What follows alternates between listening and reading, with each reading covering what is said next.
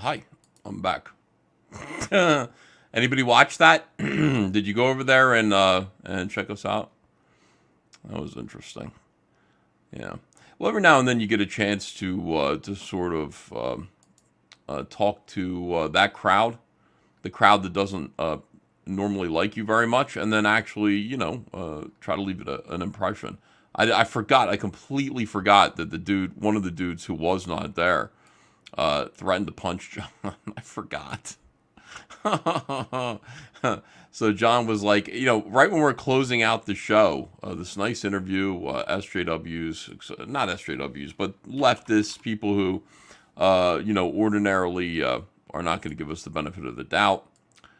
It was like a lot of pleasantries. But then John was like, yeah, well, your friend Mel, who decided not to come here, did threaten to punch me in the face. And I was like, oh no. And I was like trying to brush it off like, maybe it's a joke, but it was definitely not a joke to John. And he's right. Of course he's right about that. Safe spacing your friend isn't a great idea to close out with, says Paul Ogg. I don't know. My thing is just, again, come check out Comicsgate and enjoy some comics. But that whole thing was interesting. Maidenhell says he's trying to be equal about it. Hale John says Douglas Dauntless. I think like the guy who ran the show is kind of with us, and I think he even said as much. He's like, no, I'm a supporter, like I'm Comicsgate. The other two guys, the guy Ant, I think I could feel him being deeply uncomfortable, but I tried to like lighten the mood with. So much of this is just about, let's talk to these guys. They're potential customers, they're retailers. Carbon Heart said, you guys represented CG well, thanks. But they do have a friend who did threaten to assault John Malin. Invite John Mellon. Well, I did. I sent him the link, and I sent Shane Davis the link, as I always do. I always want these guys to be in here. Hail John for that, because fucking coach, says Arthur Brown. Yeah. He's still defending John now, says Dexy's Kessel Runners. Yeah. I thought we were going to get out of there with, like, good feelings. No, I was like, oh, boy. What show were you just on, says the Demonat. We were just on a show, what was it called? Top Hot 10 something or other. I can't remember the name of the show. And it begins the drama. A lot of drama lately. I don't run from drama. Now, I like to think that I keep myself drama-free. And I do. I keep myself mostly drama-free. But when drama comes along, you got two choices. And by the way, when it comes to me, like drama comes my way like money comes my way. The two come my way in great quantities, whether I like it or not. And I appreciate that. I think it's fine. I like when money comes my way. When drama comes my way, I'm always kind of like, the hell? But we talk about it. We will deal with it all the time. Nitrim says, deep down, EVS loves the drama. Somebody made a nice meme. Hold on. Where is this meme? Where it's Days of Future Past, but it's like me with all of the people who were formerly friends, internet friends, and blaming me for all of them. And I look at it and I'm just like, yes, all of those people are no longer around here. They all hate me. But like literally like 0% of them are my friends. Were my fault. None of them were my friends, and 0% of them are my fault. Let me see if I can find it real quick. Pull it up. It's a pretty funny meme. Cecil saw it and he said, why am I on that meme? I'm still cool with all those people. Well, Cecil, that's like nothing to brag about. Hold on. Still can't find it. Did I comment about it or anything like that? Oh, God. I don't know. Maybe I can't find it. Maybe I give up. Let me give it 10 more seconds to find it by scrolling backwards. And the minute I stop looking, somebody's going to send it to me.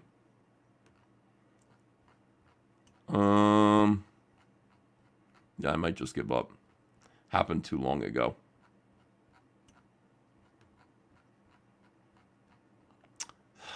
Come on, dude. How much? Oh, here it is. I found it. God. It's like, how much do I text? But it's not just me texting. It's me retweeting other really smart people in their texts. Friday Fun with Comicsgate, Ex Amigos is very, very clever. So here's me looking good. That's about my weight. I mean, honestly, you know, if you look at that, that is my weight. So here's me with all the people that I have knifed in the back with my Wolverine claws. And it's like every one of these. Hold on a second. Jeremy? I mean, come on, man. Jeremy just... maybe I did knife Jeremy in the back. Did I? Yeah, I might have, because that whole thing with what's-its-face was pretty gay. Who am I thinking of? Why can't I think of his name right now? The movie director. Snyder. Zack Snyder. That thing was pretty gay. And I was just like, fuck, man, that sucks. Now, Kelsey Shannon, I love. He is not... I've not exiled him. I've not stabbed him in the back. I don't know why he's here. Liam Gray was exiled, but he's back now. And I love Liam Gray. And I want him to be a part of this. Mike S. Miller stabbed me in the back, so fuck that guy. Patrick Thomas Parnell stabbed me in the back, so fuck that guy. Gary just disassociated from me because I think he thought it was his advantage. Doug TeNaples stabbed me in the back. The Quartering stabbed me in the back.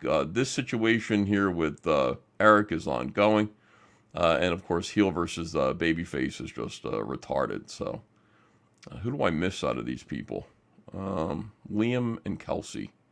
And I'm starting to feel a little bit... I'm starting to have some warm feelings towards Jeremy, which is weird. It's very high counsel-y. After watching this Disney Marvel Destroyed FNT video, I have some feelings, some affectionate feelings towards Jeremy Griggs. I like it. I like what he had to say. I think it's cool. Yeah. I'm not here to be friends with YouTubers. As I've said. Friends are people who would take a bullet for you. Friends are people who would give their lives for you without thought. You know, those people were never my friends. Those people were around me to get what they could get off of me. And that's it. And let's be realistic about that. I don't have those thoughts about other YouTubers. I'm not interested. Gay feelings says Noya Chat. Gay feelings? No, no homosexual feelings. I don't have those. No, I don't have homosexual feelings. Malin is EVS's lone friend in the end. Damn it. I can't wait until this clears. I want my voice back. I could yell. I mean, if I yelled, I'd be able to talk pretty easily. Yes, John Malin. By the way, I would help John out. If John needed something from me, I would help John. I definitely would. And Shane Davis. And there are a few others as well that I really consider to be friends. All right, here's the whole thing. Friday Night Tights. This is what we were looking at before we dismissed to that other video. Do you guys want to watch that? Do you guys want to get back to the Friday Night Tights video? Does that interest you at all? I got a couple videos that I want to EFAP, and EFAPing is good because, frankly, what channel were you just on? I'll let you know. I'll retweet it. I don't remember what it's called. Hold on, I could probably find out real quick. What's the name of the show I was just on?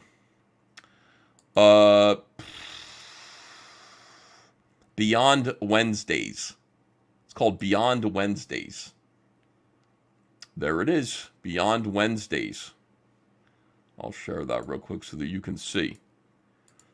Once you see Beyond Wednesdays, you'll know. Beyond Wednesdays. Subscribe to these guys. This is the show that we're on. They're still live right now. I went over there and I tried to be a good diplomat for Comicsgate. That's what I did. John went over there for revenge. John went over there to kick some ass. Sagittarius A says, I find friends who are still cool with my enemies are not friends. Careful with a certain Italian nobody with a red beanie. What kind of thing is that to say? I don't care. I'm not like that. See, what you're talking about is what Eric July was saying to me. He was saying, you can't be cool with my enemies. And to that, my thing is, maybe are not my friends. There's that.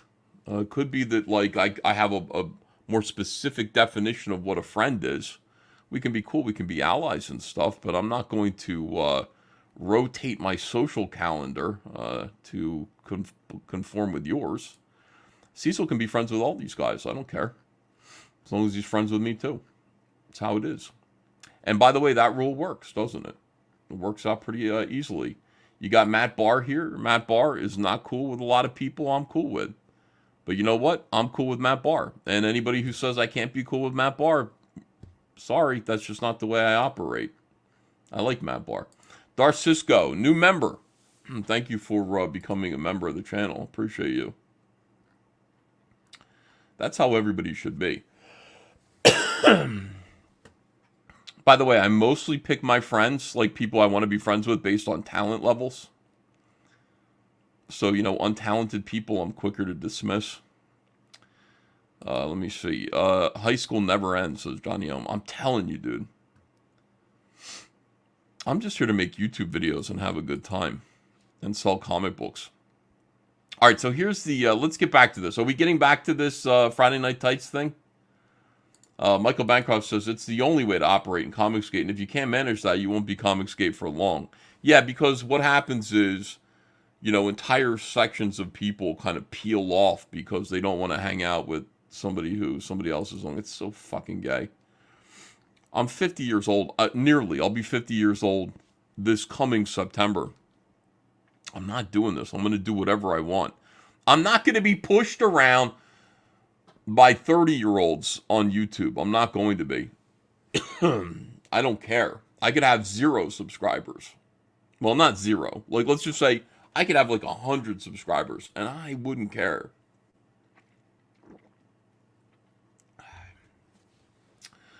All right.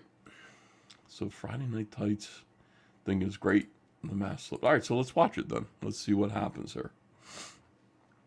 30-year-old bread tubers. Yeah, I'll talk to anyone, but yeah, I don't want to be like, oh, there's a new rule in town. And that is how these guys behave, let's be honest. And you're going to see it happen here with Jeremy. So let me go back. I want to go back in time, right about here, and we'll just watch that whole thing over again. By the way, Shadiversity. He's doing the AI art thing. And what I want you to just focus on is my two friends here. My friends. Graham Nolan and Kelly Jones. Gary brought him on this stream to what? What is this? Like, this is like so embarrassing. Don't do this to these guys anymore. And by the way, I didn't see their campaigns growing. I didn't see Graham Nolan hit 200K. You're in front of like, what, 18,000 people watching? And you, like, I pushed Graham Nolan's book to 200K.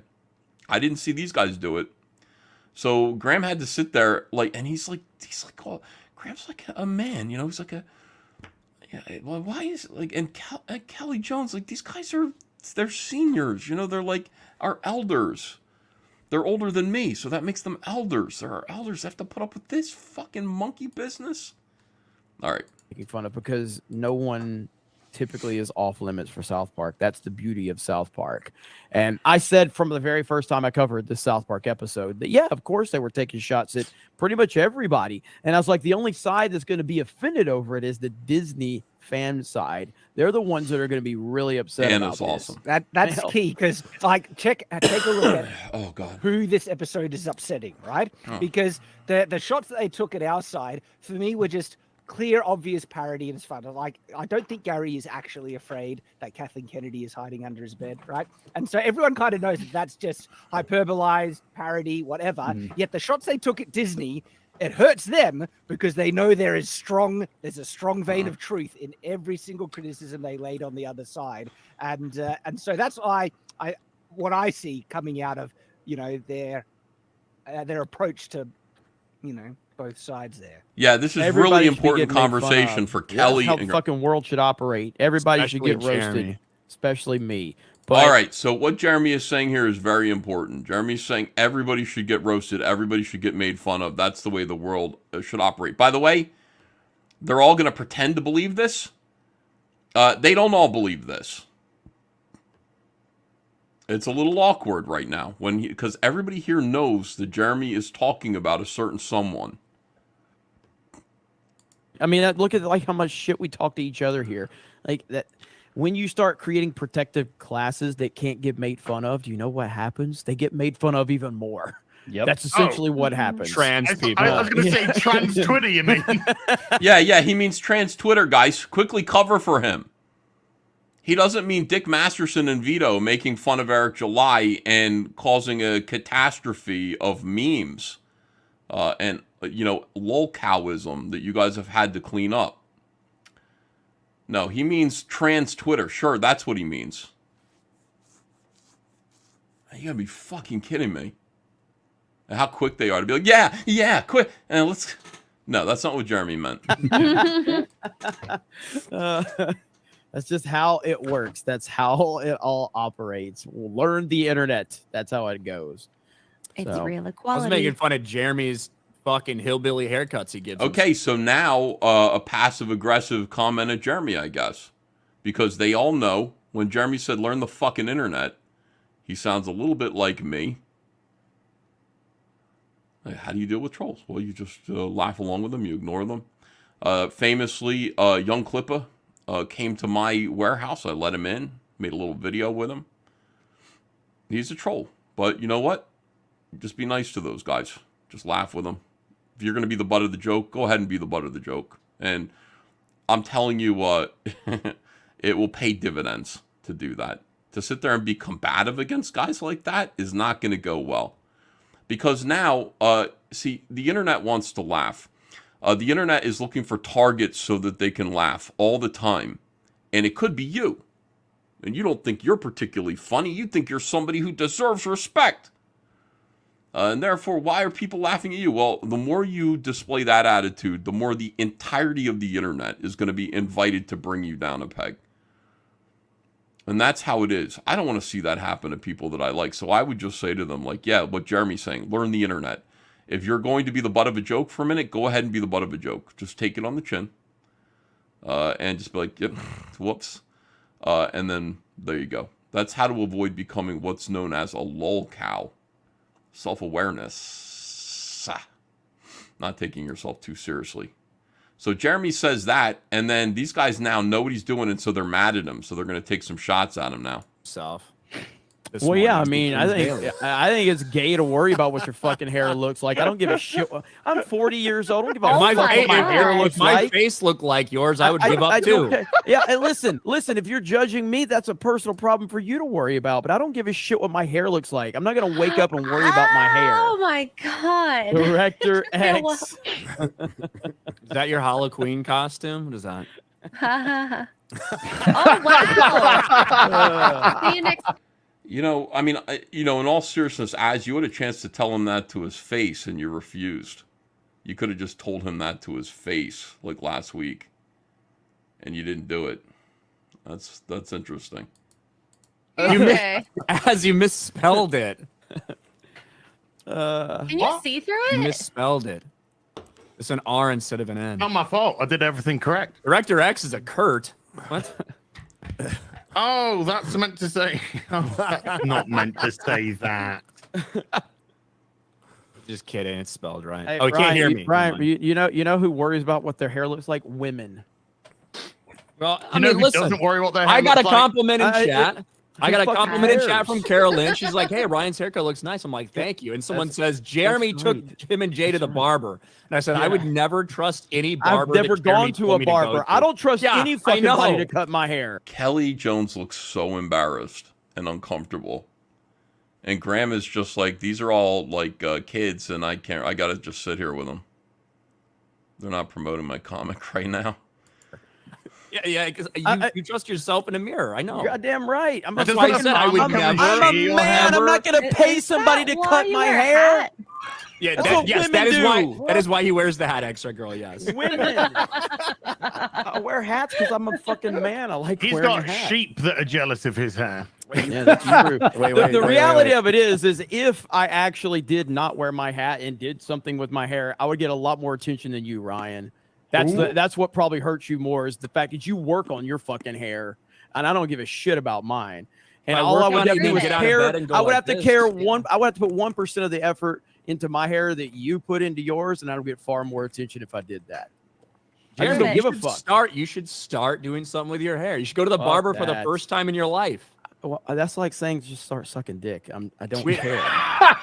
I mean, Yes, it's the Jeremy, equivalent. totally. Going to the barber is the equivalent of Men sucking don't dick. care about their hair. Dude, That barbershops are escalated cool. real What are you quick, I'm fucking just talking saying. about? Barbershops are great, yeah. Men Like, don't give a Christ. shit about their hair. Nobody cares. Graham, what do you think about this?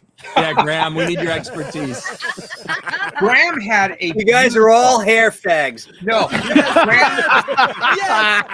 Graham had a beautiful head of hair when I met him. It was beautiful. It was So soft. It was beautiful. He went to a stylist, and I had to say I was Oh. very impressed. He put us all to shame. I he looked great. never had great hair. He- I oh, started Graham shaving had it great off hair. during It had COVID. right this There you go. kind of auburny color to it. It was awesome. You were drinking again because Oh, that's man. how I remember it. We all got together and said Graham won the good hair Hey, contest. dude, We were in I was San all Diego. all about the number 2 Clippers. That was it until Yeah, man. Melissa came Yeah. around and made Can me I all just say, fancy. I didn't Down have everything, I Graham just Nolan. said, Screw it. I didn't have Graham Nolan down as the person who was going to say British cigarette on the panel. I'm just saying. I'm just saying. Az, what did you look like with hair? I got pictures. Oh yeah. Yeah, he looks like he's got like blonde hair. He looks like this nice innocent kid Come on. that got into comic books and just hung around Got with the into wrong comic crowd. books, bigotry, white supremacy, and Yeah, racism. you know. Comics are a gateway. Comics are a You're gateway. right. It's a pipeline, didn't you know? Hey, you see, Ryan, they haven't. Samba TV has not put out any fucking numbers for Loki at They're all. trying to cool down the tension. Let's get the stream back on focus, which is bashing Disney. You know, bashing Disney. Super wholesome. So 7 of 9. ASA presents such that link to notes Dick gave Eric on Twitter, TwitX. Oh, thanks. Okay, good. We might bring that up. Jose M says, yes, we are all you right now. Okay. What are you going to do? Ted Zagar says, funny how Jeremy says we have to make fun of ourselves and take criticism, yet gets butthurt about his shitty balding haircut. Makes no sense. Right. Well, self-awareness is not, I like what Jeremy's saying here, but self-awareness in general is not, these fellas' strong suit. All right. But They don't put out numbers for everything. They don't. So it's not like But you think Loki Is there would a be reason why they significant- don't? Because they're low. I'm guessing they're low. Well, I mean, it's not like they were afraid to do it with Ahsoka. Ahsoka's numbers were really fucking low as well. Yeah. They did that. So My Finale. question they is just why? don't put things out for everything. I don't know why or Okay. what, because in some reports, they'll tell you exactly what the premiere and the finales were for all the Star Wars shit, but they just don't. Do I want to do this again? In a way, like, I listen to it and I like the idea of, like, really focusing on the numbers that movies are doing. Are people interested in that? Like, but only, I guess, with this guy, like this crew, only if they're failing. Like, you don't really talk about things that are great. Like, did you see this? This was fucking awesome. It's doing good. Unless there's some, like, culture war thing about it, like Sonic the Hedgehog, where it's like people, the customers, the fans were listened to, et cetera, et cetera. But no, these guys, like, just Loki, the Loki show. I mean, it's on streaming, right? So, like, what do you mean? Like, it's on streaming. People watch it whenever they watch it, I guess. How does that translate to numbers in some way? My beautiful dark twisted faggotry says, no, we don't care. Oh, I shouldn't do that then? Okay. They hated Barbie did well. Yeah, it doesn't mean anything. I mean, ultimately what I said, I dismissed all of this at some point because my attitude was, and this is what would ultimately make, like, me, even if we all got along, let's just say we all got along, me on this panel, what would make me incompatible is I would sit there and I would say, no, it doesn't matter. It fucking doesn't matter if Loki is great or terrible. It doesn't matter if people are watching Loki or not watching Loki. It really doesn't matter. What matters is that Disney has been overtaken by woke overlords who are getting involved in the politics of Florida. They're actually getting involved now. They're teaming up with the LGBTQ community, the lobby, to become a super powerful conglomerate that wants to tell parents that their kids must be taught gender ideological politics as young as the age of 4. And all parents are saying there is not, hold on, they have to stay innocent until the age of 8. Nope. According to Disney and the LGBTQ lobby, they combine together to push back against those parents and say, no, these public school, elementary school teachers should be allowed and encouraged, in fact, to teach children about sex from 4 years old to 7 years old. Okay, so that is reason enough. It doesn't matter. It fucking doesn't matter what Disney does. It doesn't matter if the new Star Wars is good. It doesn't matter how terrible it is.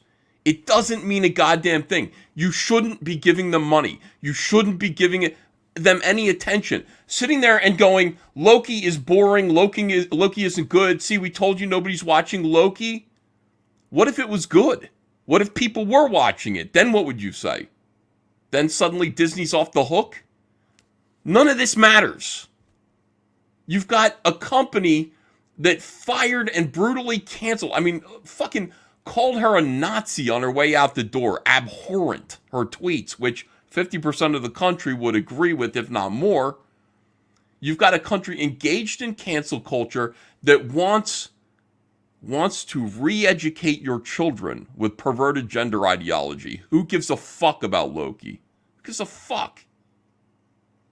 And see, that's why we can't get along. Because these people need to talk about this shit to make a living. They need to talk about it to make a living. And I'm not going to talk about it, even though it would be fun. I look at this and I go, well, I'd love to talk about this stuff. It would be really fun to make videos bashing Disney again. It'd be really fun.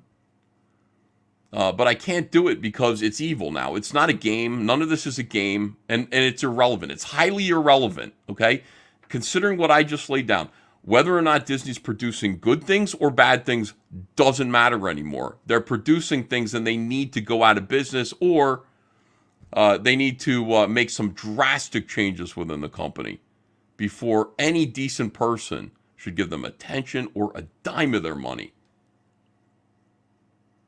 And Jeremy's going to say something interesting now, which is great. I like this. I like this. Jeremy's waking up. Like, maybe you have to subscribe to them in some way to get some of that Probably. information. That potentially If you're the could be media, it. yeah, I'm not gonna do Right. it. So, because that's that's how they make That's money. how they I make think. money. But Yeah, they're number I'm not 8. sure. They're number 8 on their streaming list, so Loki just dropped quite a For bit. this week, it doesn't tell you numbers, but it is showing you their top 10 chart, and Netflix is just dominating with a bunch of their new releases. Yeah. Well, Netflix is just You mean as the evil. binge model platform is? Wow. Well, with their new releases, they don't stay up for long, but they're there. Yeah. That's a bit like me in bed. Yeah. like old dads just got As much released. as I hate to this point week. this out, that Loki is still charting on Nielsen, and One Piece isn't. Yeah, One Piece but is objectively better. One What's Piece more should have- successful? What's more successful? Well, One Piece would have been more successful. Like Maybe, maybe stratosphere. not. You don't know that. No, I You know don't it. know that. I absolutely Yeah, know we it. do. No, No, you don't. Here we Jeremy, You what's- literally what's said the it took thing you 4 say? episodes to get into it. You told me it what's took the you thing 4 you episodes say? to get If into something's it. good, it's good. People will watch it anyway, especially if it's Right. weekly. That's right. My point being is what's dominating Netflix. All the weekly models, nobody gives. What a was shit good about it? What was your favorite part? Remember, like, if it's good, it's good. People are going to watch it anyway, I guess. about Wait, anything Netflix coming out. No, but dominates- the Netflix point is that we dominates- talked about One Piece for 1, maybe 2 weeks. Yep. Whereas Bro, we're talking Five about all Nights at this Freddy's is stuff. dominating at the fucking box office, and we're talking about Loki. We talked Five about Nights it. at Freddy's is making more money than any film in recent. Gary is getting, look at Gary. Like, Gary's getting pissed at Jeremy for getting out of line here. He's like Five Nights at Freddy, whatever that is doing great at the box office right now. And here we are talking about fucking Loki. How come we're talking about this failing piece of shit streaming TV show? Well, because that's what people want to hear about. That's what people want to hear about. They're leading us. We're not leading them. This is all about the algorithm and chasing the algorithm. We're not leading people and trying to get them to do anything that might help in the culture war. For example, we're not telling them they need to stop supporting these woke companies because not just because of their ideology, but because they're destructive to the American way of life. We're not telling them that. We're nibbling around the edges. And by the way, it's because people want to hear, people don't want to hear that they need to get off of this shit, that they need to just unplug from this. They want to hear that it's bad. Well, who cares? Doesn't matter. And meanwhile, Jeremy's saying, I'd like to talk about things that are good. I'd like to talk about positive things. Well, that doesn't sell either. Not on YouTube. Piece of memory. We're talking about Loki. We So talked we about don't Five talk Nights about at things Freddy's. that- We talked about Five Nights about at Freddy's shitty this Marvel week. and shitty Star Wars. But it was regardless. relevant. We would talk about shitty Marvel, shitty Star Wars if it was weekly or if it was binge. We would talk about it. That's what we do. Heel versus but baby the face. thing I would rather talk about Five Nights at Freddy's right now. You're off the reservation, Jeremy. Can you see look at everybody, like, Az is like, can you just shut up? Like, this is what we do here. We bust on Disney we endlessly talk about how Disney is shit. That's what we do. What are you talking about? Like, can you please stop interrupting the whole fucking thing that we do? By the way, again, it's so embarrassing, man. I just watched Kelly. I watched Graham Nolan. They're trying to make the most of a bad situation. Like, you guys are here. Well, you're here so that they can sort of borrow your clout. Like, you guys have actually accomplished something. These guys have built YouTube channels by calling Disney woke. And they have power now. And you guys have to sit there. You've actually created things. You've made amazing comic books. And in order to help sell those comic books, you have to sit through this, I guess. It's really embarrassing. I've seen Five Nights at Freddy's twice. It's got nothing to do with the actual fucking argument, which is the only reason you brought it up. No, yeah, absolutely. So the argument is we'd still be talking about One Piece because We should still be talking about One Piece right now. What's stopping us?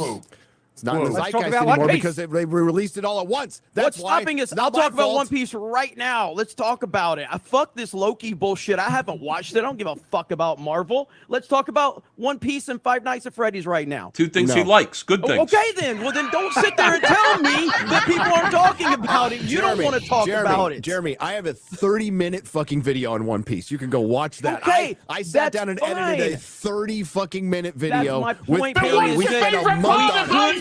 What's your favorite part? We could be talking about One Piece right now. No one's stopping us. No. The weekly Nobody is model is stopping us. stopping. We are driven by the zeitgeist of entertainment, No, Jeremy. you so yes. are. I'm not.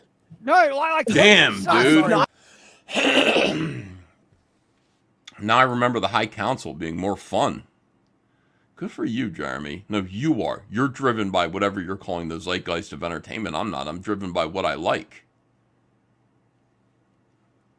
Imagine having to talk about like Loki. Like you're not watching Loki. No, I gave up on that. I'm watching One Piece. I'm watching Five Nights at Freddy's. Is it right? Five Nights at... I think I know what it is. It's like Chuck E. Cheese's, but evil or something like that. Is that a movie now? Wow, dude. Jeremy might have a win for once in 5 years. I wonder what happened after this. Az is so butthurt over the Isom question. It's so dumb, man. Again, Isom question, easy. You just say, hey, guys, listen, there are some troublemakers, some trolls who don't believe you've read Isom. I need you, my fans, to prove them wrong. When they ask you what your favorite part of Isom is, please answer them. And if you haven't read the book, read the book. I made a book. I made a comic book. I appreciate your collecting it, but would you read it, please? Let me know what you think. I beg people to read Cyberfrog. I got lots of buyers. I've got to remind people, please don't just bag them up. Please read them. Please read my comics.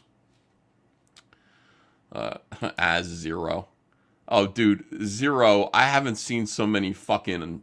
this whole crowd looks like a bag of Funyuns. Just a bunch of fucking zeros. Yes, the Malin has the link. You can come in, but I wouldn't blame him for not coming in. This is me causing trouble. What's your favorite part of Geek Getaway? Says Geek Getaway. I don't know. What's your favorite part of Cyberfrog? I like it all. All right, hold on a second. Let me get back to this. I'm coughing myself into oblivion. Why are you still talking AI boy, shut the fuck up, AI boy. Get the fuck out of here, Jeremy. We can I'm talk not about it driven by right now. trends. What's stopping us from Shut the talking about One fuck Piece? What's stopping us? I like What is, party there, animals. what is there to talk? The thing is, what is there to talk about with One Piece? That's the same thing I can ask about Loki. What is there to talk about? It's dog shit. You It's Marvel. It just came out. Yes, a new episode just came out, and we And covered it. nobody cares about it. Like your Five Nights at Freddy's like thing is that's relevant because it's Kelly. here now. Graham, how I you don't doing? care about Five Nights at Freddy's. I've never played the video game. I'm not even into horror movies, so it's not a particularly compelling thing for me to care about. But Right. if you're asking why aren't we talking about One Piece first, why aren't we talking about I why didn't are we bring talking about One Loki? Piece Loki up. just You guys brought it up. No, Loki you just- brought up. You're making Five that argument Nights at literally Freddy's. right. You said no one's talking about Jeremy, One Piece. You're We making could. the argument right We now, which could. is why I brought this up I now. said And no what I'm one is telling stopping you- us from talking about One Piece. No one. We can No. talk about it every week. But you know, but Look at Kelly Jones. I mean, you know. Oh my God, guys.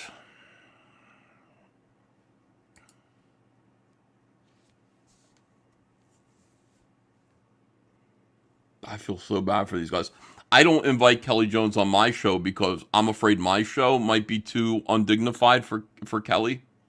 I like Kelly. He's a really, really good guy. Like, he's a gentleman, you know. And so is Graham, but I think Graham has a pretty good sense of humor. He knows what's going on. He's rough and tumble, and he wants to be there. The minute Graham doesn't want to be on Kings, he won't be on Kings. He's on Kings because he wants to be on Kings. And sometimes I go, boy, it must be weird being on Kings when you're Graham Nolan. But then I see this, and I'm like, no, man. Kings is fucking the UN compared to this. It's like, oh my God. What do you think of Invincible? I haven't seen it. Like I'm prone. I know I'm going to like it when I do watch it eventually because I love Robert Kirkman. My hierarchy in comics, let me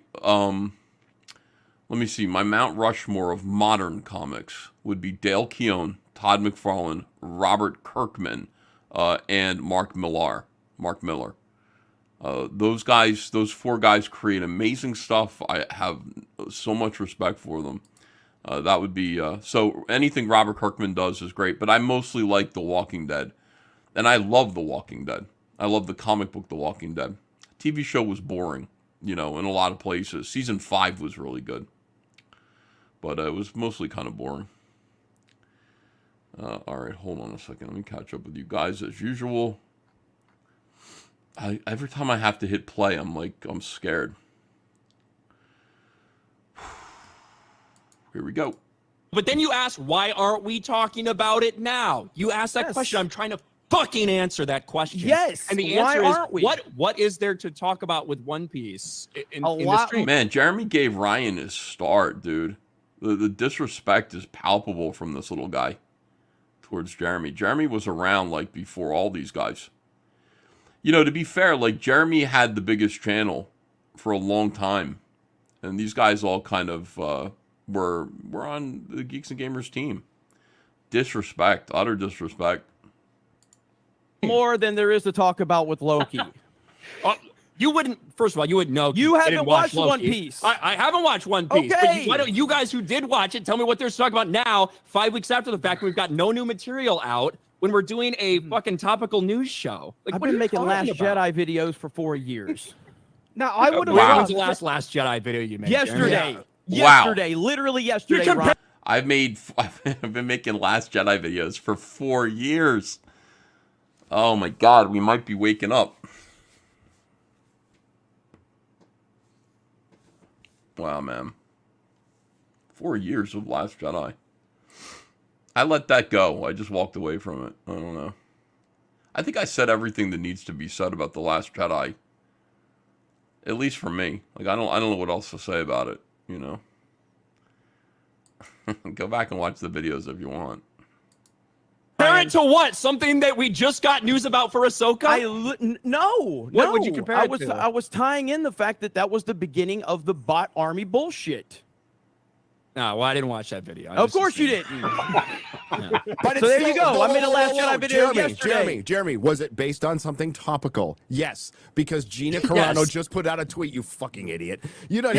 You fucking make up arguments and then just have them go out in circles. I don't follow trends, although you literally say I just go to what's created trending before I make a video. Something I don't I just do. created a One Piece discussion right now. I just created one for the past 5 minutes. No, No, you but didn't. I would have liked. Did we just talk about One Piece for 5 No, minutes? Yes or no? we didn't. Yes, One we Piece did. was used, but we didn't talk about it. No. Welcome to every video we make. We use one little thing and then we build the narrative out of it. Don't act like that's not what we I don't do. build a narrative. I You give are an my absolute opinion. fucking. That's- you are hard. What we do. You've made the same fucking video on the same topic at least 7 times a week, Ryan. And you're gonna act like we don't do that. I talk about I Brie talk Larson about says one fucking thing and we make a whole video out of it. That's what we. This is amazing, dude. These guys just like Jeremy is like Jeremy's awakening to this. I like Shadiversity trying to. Hey, guys, can I just say something? Can I just? Oh, fuck, man. Oh God, Comicsgate rules. Oh my God. We do. I talk about things that are in the news, and when something comes out that's an This is we update to shit. that, I talk about it, Jeremy. And guess what? If fucking there were more episodes of One Piece coming out and I cared about something like that or something that was topical to that, I would be talking about that. But it's not. In the same Five way, Nights at I'm not. Freddy's is topical. In the same way that I did not make a Mission Impossible video for months after it came out, after I talked about it flopping, until there was something very topical in the news about it. When it got fucking delayed, the next one got delayed. So then I fucking talked about it Five because Nights it's at Freddy's is topical in the topical. news. I made a couple videos Maybe. about that, and if I Yes. cared more about that genre, I'd probably make more. But I saw it was doing the box office. I made 1 or 2 videos about it, and I'm not very interested in that, so I didn't make any more videos about it. It's interesting that it did well at the box office. I don't know shit about it, and I don't care. You And I should don't care. make. No, I don't. Why? I'm like, glad it's, it made- it's a I'm glad movie. it's It's a doing movie well. that it's a movie that I the don't- fans were respected. That's the good. creator of That's it's a really Trump good, supporter. but it's not It- something I'm it in. made and I don't $130 give a million shit on about a the- $20 million I know your budget. angle is the Trump supporter, and that's great. It sucks that he got fucking canceled for that. I think that's fucking retarded. I think it's interesting, but I don't know anything about it. I'm not going to sit there and make a video unless, especially if I don't see the movie. You know, Right, but that's what I'm I'll ask saying. my You kid should who go see loves the it. movie. My kid but you absolutely should loves go it. see it. You should go see it and review it because it's decent. It's decent. It's not the greatest thing ever. That's but not it's selling decent. me. I get that, but all I can do I'll is see be it. I'll honest. see it Like it's not, eventually. it's not the greatest movie ever, but it's decent. And $20 million budget making $130 million opening awesome. weekend is a fucking massive win, especially when the fans are they appreciate what they're doing. So who and they produced even the said, movie? Was it so, Blumhouse? Blumhouse. Blumhouse. Hang on. Who just made that Only a shit 20 fucking million budget? hang on. Who just made that shit Exorcist movie? Okay. From here, Graham and Kelly try to save it by going, Exorcist was a great movie, Exorcist 3, and then everybody tries to save this super tense conversation from getting any worse. But Blumhouse is actually a success story. Blumhouse is actually... That guy had, like $10,000 and he made those Paranormal Activities movies. And using hype and all that, like, that guy's a success. That guy's great at making horror movies that are shit, I think, but, like, are compelling. You wanna go watch them. Matty Ice says, send Jeremy the link just to see what happens. I don't want to. Guys, I just like the idea of... As your father says, I feel uncomfortable. I need to lie down.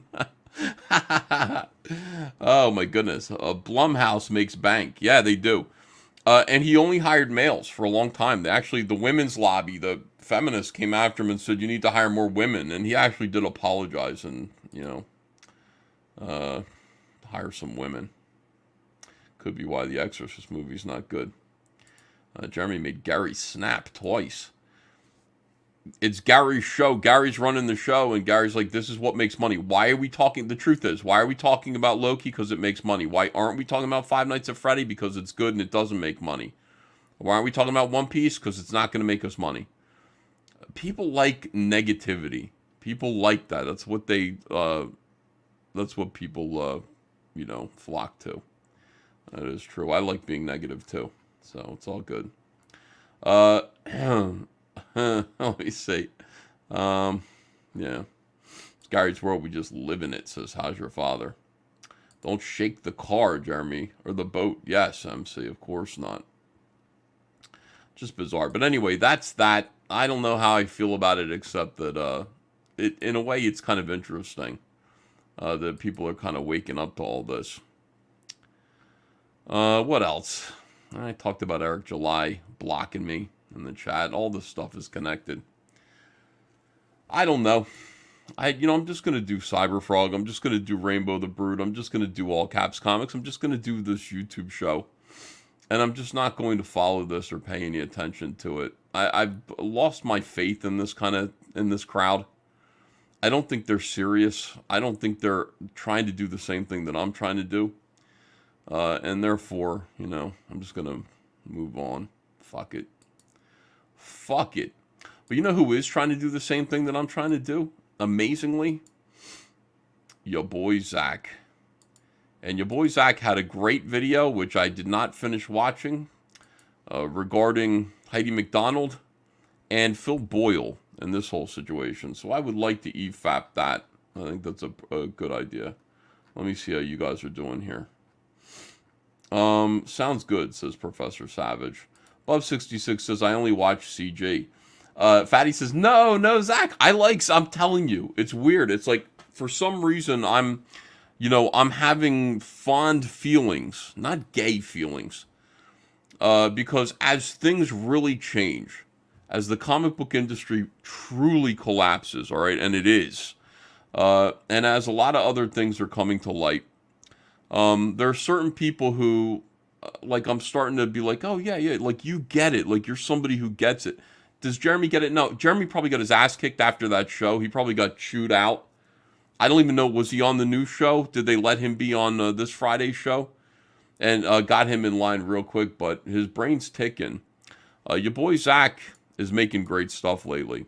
Absolutely love this. He's always been the attack dog. What you're hired for is to help us.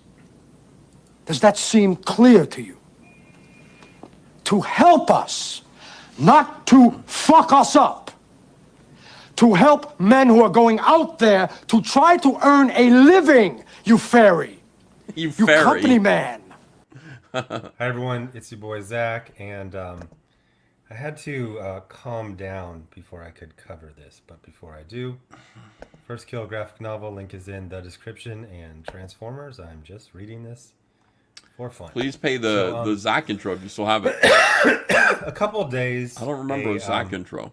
Retailer in Florida put out a list of his prediction that the direct market had 2 years left, and here's what he would do to change things. Here's what the industry should do if they want to survive. I covered it obliquely in a video.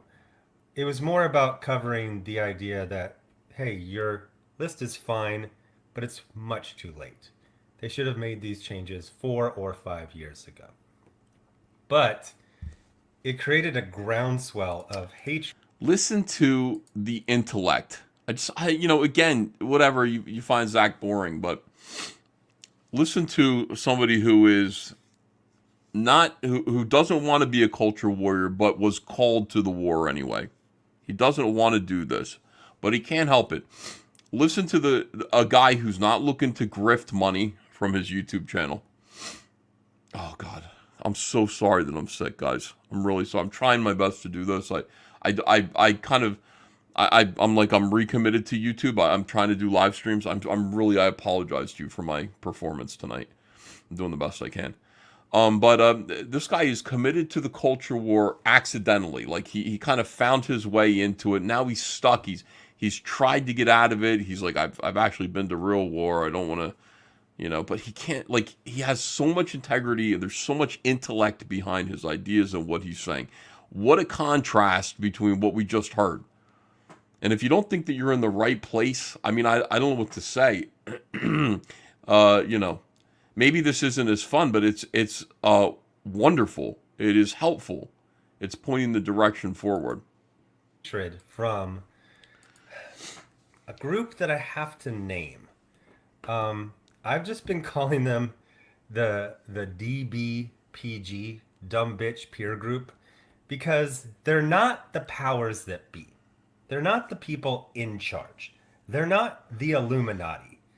They're just this group of mostly older people, and I need to speak about that a little bit more as well, who are kind of friends. Valerie D'Orazio did a tweet thread a few weeks ago talking about it. It's kind of this peer group, peer group that they know I'll speed each it up other, a little bit.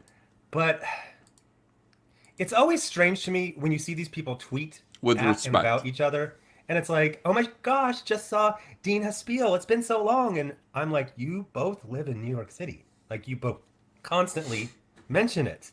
If you're friends and you live in the same city, how come you only see each other at New York Comic Con? The point is, they're not actually friends. They are vague allies. It's a very unique. Obviously, when you're trying to quantify something, you use established models. Oh, are they coworkers? Well, sometimes, but not really. Are they friends? I don't think these people have friends. They are. If you say they are in a cohort, that implies some sort of loyalty to each other. They're just kind of, I don't know. It's a very strange thing. So the other thing about older people is when you are being given advice, especially from someone who wants to say, oh, I've been in the industry for decades, you need to know their age, their actual age, close to it. Spoiler, Gail Simone is not 48 years old, like she claims. She's much closer to 60. Because something happens when people get to their late 50s, early 60s. They are in single digit, pretty much 5 years or less, before they can get to retirement. So, slow charger. Okay, thanks for that pop-up. They don't have to live with the consequences of what they say. They can just call the customers Nazis all the time. Man, Hey, I they had a love movie I deal. love being put in the position of being a young person. Yeah, that was surprising to me. I didn't realize Gail was like 10 years older than me, but she is. Jose M. You see Ripoff versus video with EJ and Gary puppets. EJ and Gary puppets. Gary Puppet has crazy drug eyes and says, watch me say Disney yes, Star Wars is dead for the 2 millionth time. I did see that video, yes. Terrible. Just terrible. Apex says, EVS, go to bed. No way, I'm staying up. Ethan is actually 74 years old. He's a year younger than Cecil. I looked in the mirror today. I'm like, boy, Ethan, you do look old. Yeah, I work really hard. I know it doesn't seem like it, but I do. You guys don't know what my day is like. It's crazy. WR Winner says, all I do is win, win, win no matter what. That one. You or somebody else made it to hype the Zach EVS streams that you had planned. It was awesome. Yeah. Back in the day, like when Zach and I were going to do like crossover videos, I really wanted it to be like exciting. I wanted to make it like, this is an event. It's Comic Artist Pro Secrets. And your boy Zach. And Zach was always like, Zach was on Twitter and he was being awesome. Zach was going at Rich Johnson, demanding that he leave comics. It was so cool, man. His Twitter was great and it's gone to history. Actually it isn't. I have it. Like I have his entire Twitter. Umbrella Guy saved it. Umbrella Guy has it like what are those called? Those files? And he gave it to me. So I got Zach's Twitter. And it's so great because to me, it's like history. Like it's important to me because Comicsgate's important to me. So I have all that. I told Zach that I had it and he said, please don't ever show it. Please, like, don't, He said, don't take my Twitter stuff and use it to dunk on SJWs. So I've respected his wishes, but I've got it all. Every now and then I'll go back and read it and just be like, it's amazing. Like 2017 era diversity in comics. Man, that was great stuff. It was also important. Like we were really like the culture war in comics was very real. Like we were fighting these it was so strange how angry they were and how much they wanted to destroy Richard C. Meyer. They were very intent on just destroying him. They hated him so much. And like for him, it was like a matter of survival all the time. You know, he would be, he told me, like, just unfollow me. He told everybody, like, if you're a comic pro and you're following me, unfollow me now. They're going through my Twitter. They're looking at my friends and people who are following me so that they could target them. It was great, man. Oh, so much autism. It's wonderful. I'm trying to find that video. I can't find it right now. I'm sorry to tell you. Let me just make one quick last pass at this, my videos, to see if I can find it for you. You gave me a super chat for it. I'd like to show it, but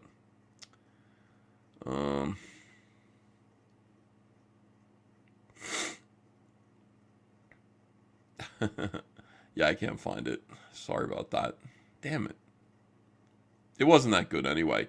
But it was one thing that I did do in that particular video was show all these like tweets that Zach was issuing at Rich Johnson, telling him that the consequences of his behavior, like everything that he's doing is putting comic shops out of business. You know, Zach just said, leave comics right now. And it was like, boom.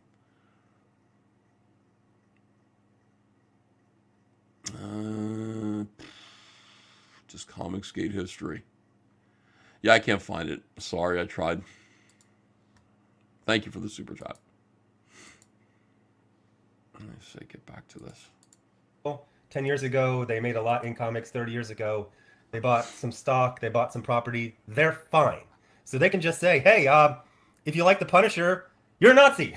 Like, they could just say whatever the fuck they want. They're like, I say we need more black lesbians writing everything. There's no consequences to their action. They've already secured the bag. Or they are, if they don't have a lot of savings, they are close enough that they can just kind of limp to, I think 62, you can start getting your benefits. Although if you start taking them when you are 62, you make less, like, forever.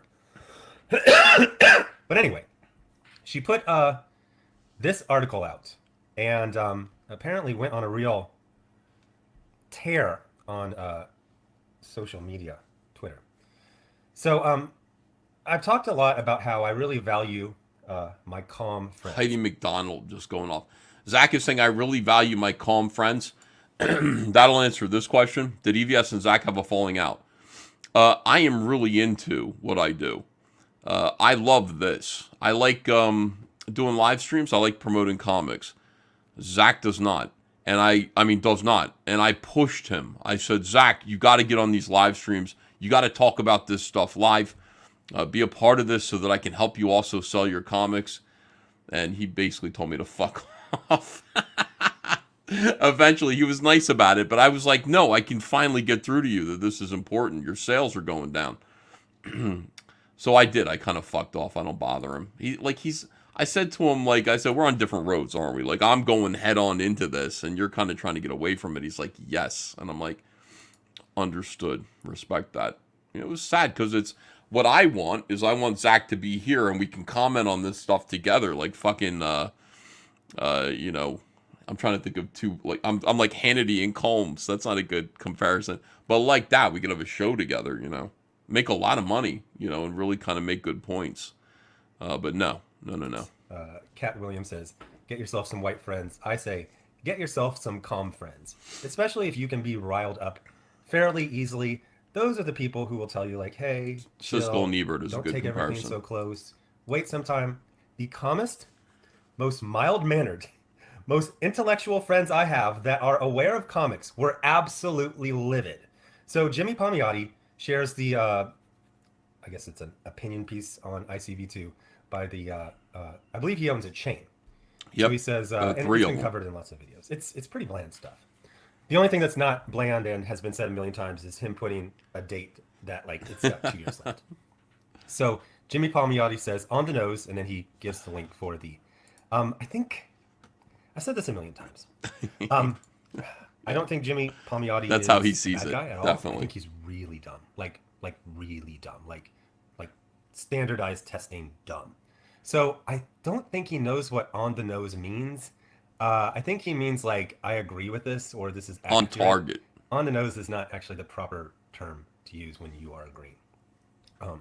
So he says on the nose, and then Heidi, who is in her 60s and supposedly a journalist, says, retailers I've talked to think this is more, quote, on the butt. He said on the nose, so she said on the butt. These people are both in their 60s. Wow. 2 people I know used to shop at his store and complained they didn't get their pull list pulled. Oh, what the issues he's fuck does talking that about have to are do real, with? But Marvel and Dynamite make variants because retailers buy them, not the reverse. Whoa, whoa, whoa, whoa. Hey, stop. You just said a store doesn't fulfill their own pull list, doesn't set aside the books they're ordered. Don't just move on to random shit. That was a pretty damning accusation. So then this guy whose job is the pull list, he says, as the guy who orders the comics at Coliseum, I take umbrage with your claim that, quote, 2 people I know didn't get their pull list pulled, unquote. Like shortages and damages never happen. That's like me saying 2 people I know think Comic Speed just regurgitates press releases. Ouch. And then, again, very calm, very intellectual guy. This drove him insane. She goes, fair enough. I was surprised at how many people complained about this, to be honest. Everyone talks about how pre-ordering is important, and not getting what you pre-ordered seems like yet another problem. Whoa! Time out, bitch! You made a... Well, I mean, this is something else. First of all, yeah. What does this have to do with this guy talking about how the comic book industry is in trouble? These people, Heidi McDonald is basically proving that she'll just sort of make these ad hominem attacks just out of the blue on the guy who's making the complaint. Why don't you attack his points, Heidi? You know? Happens to me all the time. I make a brilliant point and somebody goes, yeah, well, where's Rainbow the Brute? And I go, fuck. I need Rainbow the Brute done. A direct accusation. What did you say? 2 people I know. Not I heard of 2 people. 2 people I know. When you know people, you know their names. You can go like, oh, hey, he says besides, damaged stuff or stuff they don't receive, like they fulfill their pull list. So which is it? You said they don't. Like, fair enough. It's just like, oh, fuck, I thought nobody was going to call me on my bullshit. It's been 24 hours. I've cursed a lot in my head. In this video, I think I've only cursed once so far. But Heidi and whoever is going to let her know. You're the bad guy. You're the villain. My side, which is very fractured at the time. Yes, occasionally assholes. More often, just tiresome or annoying. Your side tries to get people to kill themselves. Yeah, that's Your true. side has a retailer give his honest take on the state of the situation. He sees the sales. He has to pay the tax on the sales. He has to file the taxes. He does the orders. And he says things are really bad, to which you start to spread a rumor to discredit him. And we're going to see more of that. So after she just totally drops her slander, okay. Spider-Man movie, what does J. Jonah Jameson say? Slander is spoken, libel. Okay, so it would be libel. Because you're a lying piece of shit and you made that up. And I know that because you didn't even try to defend it or tag the people in. It's like, oh, hey, at so-and-so and at so-and-so number 2. Wow. Maybe you want to talk to this guy and iron out your issues. Fair enough. It's just like, fuck. Oh, okay, I'll just lie about something else later. So then this guy who is, again, these sides are not perfect sides like football teams, but this guy is, as far as I know, generally on Heidi's side. And he says, Heidi, I'm sorry, but I feel we all need to set aside the constant war against the, quote, bad people, unquote, and be honest about the problems. Even so, going to battle with, quote, I heard maybe that 2 people didn't get their comics once, unquote, is not the juicy data we need. Yeah. Damn. Amazing. Damn. Imagine you are a journalist and you lie in a way that is so fucking obvious that when you get clapped back upon, you immediately just drop it. You're like, oh shit. And then someone on your own side is like, this ain't it, chief. So let's get to the actual article. And we're going to see this type of dishonesty. And we're going to see just mainly a bunch of like the Daily Show circa 2003 tactics, which is someone gives their opinion and they make a bunch of statements. They might make 30 different statements. and then you find one statement, not even the full statement, like a fraction of it, and you say, oh, I'm going to hammer on this. And then if I can cause any doubt on this sentence fragment, I'm then going to say, since I cast doubt on that sentence fragment, I have discredited that sentence, your entire blog, and you. You're a liar forever because I argued one point in a pedantic manner. So it starts off and it's just, I've spoken about how nothing disgusts me more than 50-year-old men in front of toys complaining about Snow White. I think there is a flip side to that. Nothing is more disgusting than sarcasm from a woman in their 60s. Wow. And somehow this is under the topics of business news, retailing and marketing, top news. And it's just an AARP woman lying to protect her DBPG, dumb bitch peer group. Not even really thank friends, you, not Swain exactly Wade, allies. for joining. Thank you so much. I guess they kind of back each other sometimes. If you ever wonder why, like, there will be like New York Comic Con, and all of a sudden you are reading more about Dean Haspiel than you ever have for the rest of the year, it's because he is in that peer group. So they're going to pump up his stuff and he's going to mutually promote them and stuff like that. So the title by a woman in her 60s is Retailer Warns That Comics Are Dying Again. Oh, God. So, uh-oh. Oh, Jesus. Sometimes I'm going to be quiet, but I'm only quiet on the outside. In my head. Okay, wait, hold on a second. I have to sell stuff. Let me just give me a second to make this stream extra special. Tonight, I just had to revise all the sale items. We're gonna do a new sale. I like this hat a lot. What do you guys think? Is this a cool hat? Do you have one of these? This is like a red all caps comics hat. I just think it rocks. It goes with everything in your wardrobe. It's great. Ordinarily, it's $30. I'm going to mark it down tonight for the stream and do a quick flash sale on it. So that tomorrow, Andrea goes, wow. Again, she's like, are you going to do a live stream tonight? I'm supposed to be selling things, not just complaining. So let me do that if you guys don't mind. I'm going to mark it down to, let me see, it's $30. I will mark it down to $22, which is pretty good, I think. Hold on a second here. Where did I put it? Oh, right here. Okay, here we go. $22. So tonight you can get a hat, one of these red all caps comics hats that are very, very stylish, I must say, for $22. And I'll put the link in the chat. Please buy one. And I appreciate you guys. They really are good looking hats. All right, hold on. Let me see. Flash sale. Red hat. By the way, red hat, if you rearrange it, is hatred. Just so you understand that. Red hat, hat red, hatred. So I guess we really are a hat group in not so many words. All right, hold on. Well, I have great names for my streams. Biggity back, it's called. Pin message. Okay, there we go. Now we're back in business.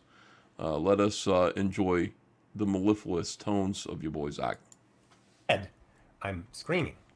So, comics are dying again. We went a good while without being dying, but it's official. Oh, fuck. They are dying. The diagnosis was delivered by retailer Phil Boyle in a piece at ICV2 entitled Comic Stores 2023. It's nearly 2024, and I'm more than concerned. Boyle runs a Florida-based chain of shops, Coliseum of Comics, which is the largest comics and games retailer in the Southeast. He's a comics veteran, a smart businessman, and certainly someone who knows the industry. Okay, so then she just recounts it, and it's, basic stuff. You'll recognize some of the same warnings and anxieties expressed by Brian Hibbs. Indeed, Hibbs took to Facebook for his own response, one that literally sent him to the ER when he began to feel ill while writing it. So first of all, feel better and take care of yourself, Brian. We need you. Fuck you. What are fractured discourse at the moment, lack of sales charts, and general weirdness in the world, it's a little hard to discern the reality of where we're at with this. I sat in a room at the Javits Center for 8 hours and heard all the smartest people in comics talking about the future of comics, and nobody seemed to think the industry is dying. But I'm not going to deny that there is a lot of anxiety and, then she puts this in parentheses, apparently bad sales out there, and retailers are concerned. And their concerns are certainly valid. The recent closure of one of iconic of one iconic comic shop in New York City. Thank and you, announced closure Christopher. of 2 more iconic Thank you for shops buying a in hat. LA Appreciate are it. not good news and add to the doom and gloom. Okay, so you've described nothing but an industry that's in total crisis, and yet you're doing it in this cutesy pie sing-song way, like, oh. Boyle's concerns are the usual. Too many variant covers, periodical prices are too high, prices undercut by online retailers. That was the joke. Oh, this is going to be a long video, by the way. Too many new characters and poor quality stories. I can't argue with any of those, honestly. They are realistic concerns. Okay, so your title is literally sarcasm. You've described a depressed and diminished industry. You've established... Hold on a second real quick here. So I guess Graham Nolan's kicked out of CG for appearing on Friday Night Tights. On the contrary, we embrace him even harder. That was incredible. Look, you got to go where you're going to go to sell your comic, man. But I swear to God, like I just feel agony. I feel bad for him. That sucked. You know, fellas over there, listen. Hey, when you bring a comic skater onto your show, show him a little more respect, please. By not acting like 2-year-olds. Embarrassing them. I mean, that was embarrassing. And Kelly Jones, it was embarrassing. So either like don't bring them on or bring them on and show them the proper respect. That's all I'm saying. Christ. Here we go. Established the credentials of the guy writing the podcast and then said all these things he said are demonstrably true. And this too. Schilder book. Let's go on. The most controversial part of Boyle's warning was the part where he took up familiar Seagate complaints that comics are, quote, proselytizing, unquote. Then he says the same thing that's been said a million times. I will never stop to point out how utterly childish it is that this corrupt journalist acts like a mean girl in middle school. Thank you. It's not a magic fucking word. Just type Comicsgate there. Again, I called her a cunt. Okay, that was the silence. I was calling her a cunt. You know what? Zach still loves us. He does. I'll say what I always say when this argument is made. Have you ever read Silver and Bronze Age comics, a golden era that many pine for? The villains were Richard Nixon, giant capitalist corporations, Roxxon, and sinister government agencies. Stan Lee and Jack Kirby filled their stories with all kinds of messages about tolerance and diversity. And it was also about killing every commie you see. Like, go read the first 5 years of Marvel Comics. They were just smashing commies in the face on the regular. Mainstream comics have always been So they always do this bit, and it's basically like comics have always been political, and then they name the same 5 stories in the first 40 years of publication. Actually, closer to the first, 40 years. Which, if anyone had any knowledge of the English language, you wouldn't say comics have always been political. You would say, more accurately, comics have occasionally been political. Sometimes, yeah, sometimes they've been political. And by the way, they've been political in many different ways. Comics have been permitted to express all manner of points of view. And it hasn't just been one point of view that's been put across. You're allowed to, right-wingers have been able to communicate through comics, and then other people who are more responsible, who are working for the big two, right? They try to show both points of view. And that's what they do. They show both points of view here. People like Annie Nocenti. I mean, I did a book with her called Trail of the Gun, and both points of view were expressed there. Largely, Annie Nocenti is against, and she's pro-gun control, but, there's an argument in there to be made for guns being important to protect people. Go for her, As for gender swapping, Christ almighty. Have you ever heard of the Marvel family of the Superman? Okay, so what happens is he makes his complaint. He says the characters are iconic for a reason. The movies never got traction until they leaned into what made the characters decades-long successes. Change is good for story, but inevitably you need to touch base with what brought them. Gender swaps, sexual orientation changes, and outright changes to who's in the suit are short-term headline grabbers, but without long-term sales, with very few exceptions. Again, this is not just a retailer of several decades. This is an owner of a chain of successful stores. He knows what the fuck he's talking about. But did you notice again, this is not the whole sentence. This is not, what did they say, a hill to die on?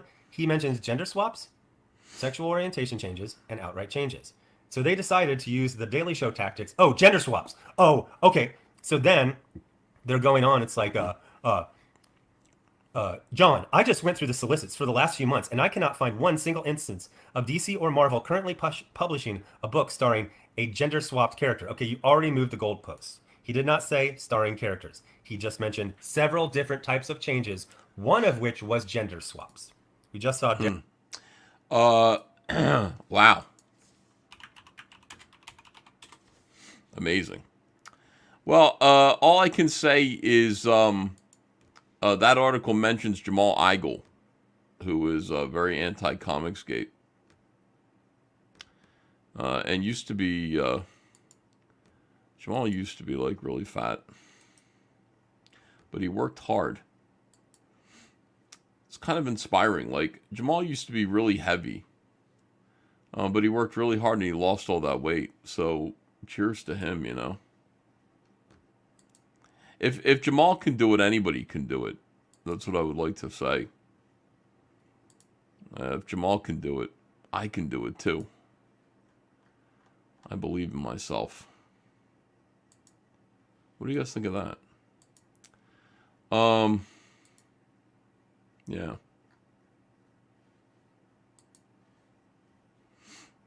Jamal did it. This is Jamal Igle. He lost weight. Does this make you guys think that I can do it too?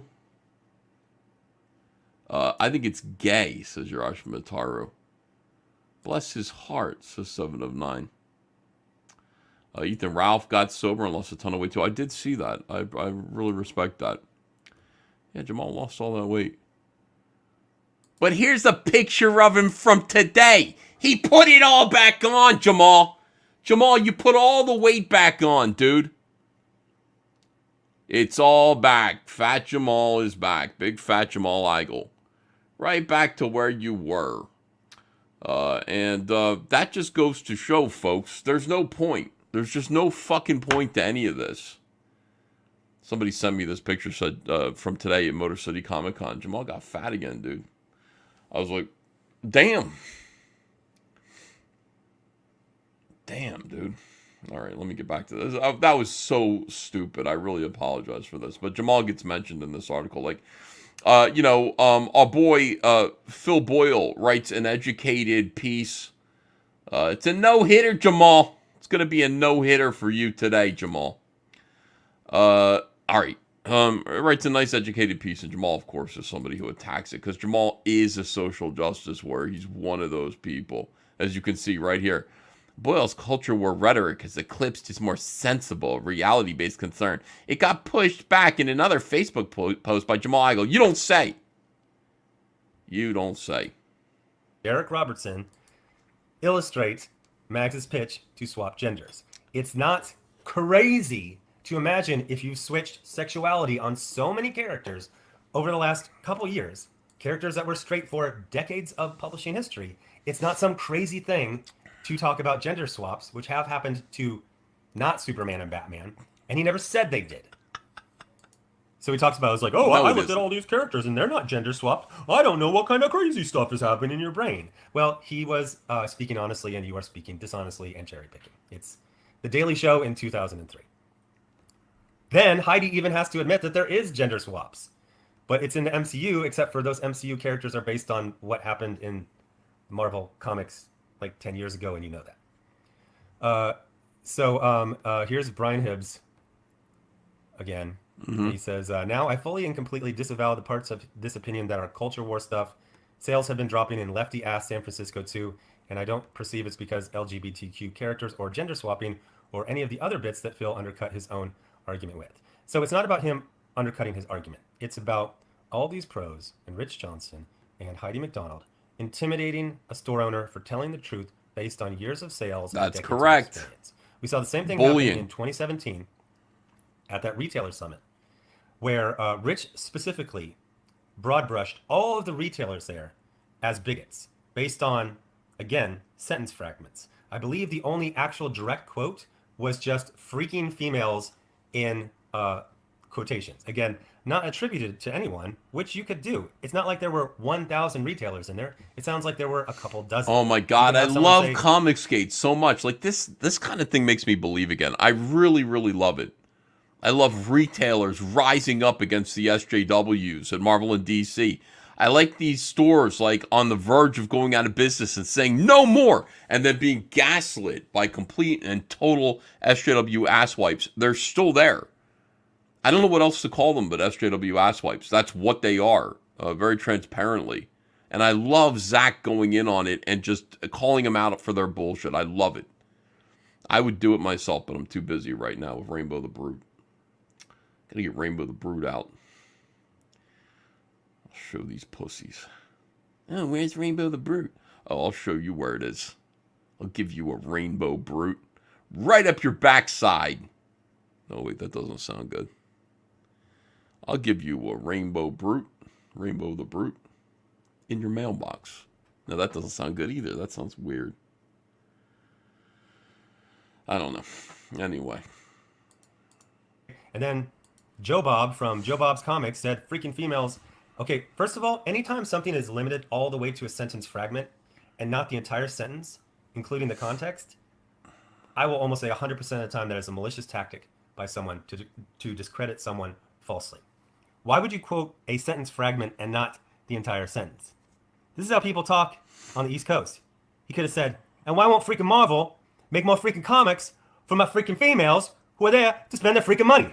Like, it could have literally been that. So every retailer got the message. If you complain in any way, you're going to be labeled as a bigot, and it's going to affect you for years, possibly the rest of your life. So everyone just shut up. And even worse comics were produced.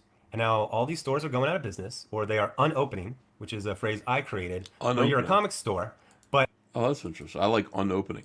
Forest Publishing says, Hibbs bought Gary's comic book store. How's it doing? He's probably doing great, right? Can you sell a beer called Rainbow Brew? Yeah, I think so. Snake says, oh fuck, how do I ban myself? No. None of you guys are getting banned. Oh, what is this? Hibbs also shut down Gary's old store because Hibbs wasn't invested in it and let that location die. Oh, so the store closed. Okay. But you no longer rely on comic sales in any way, shape, or form.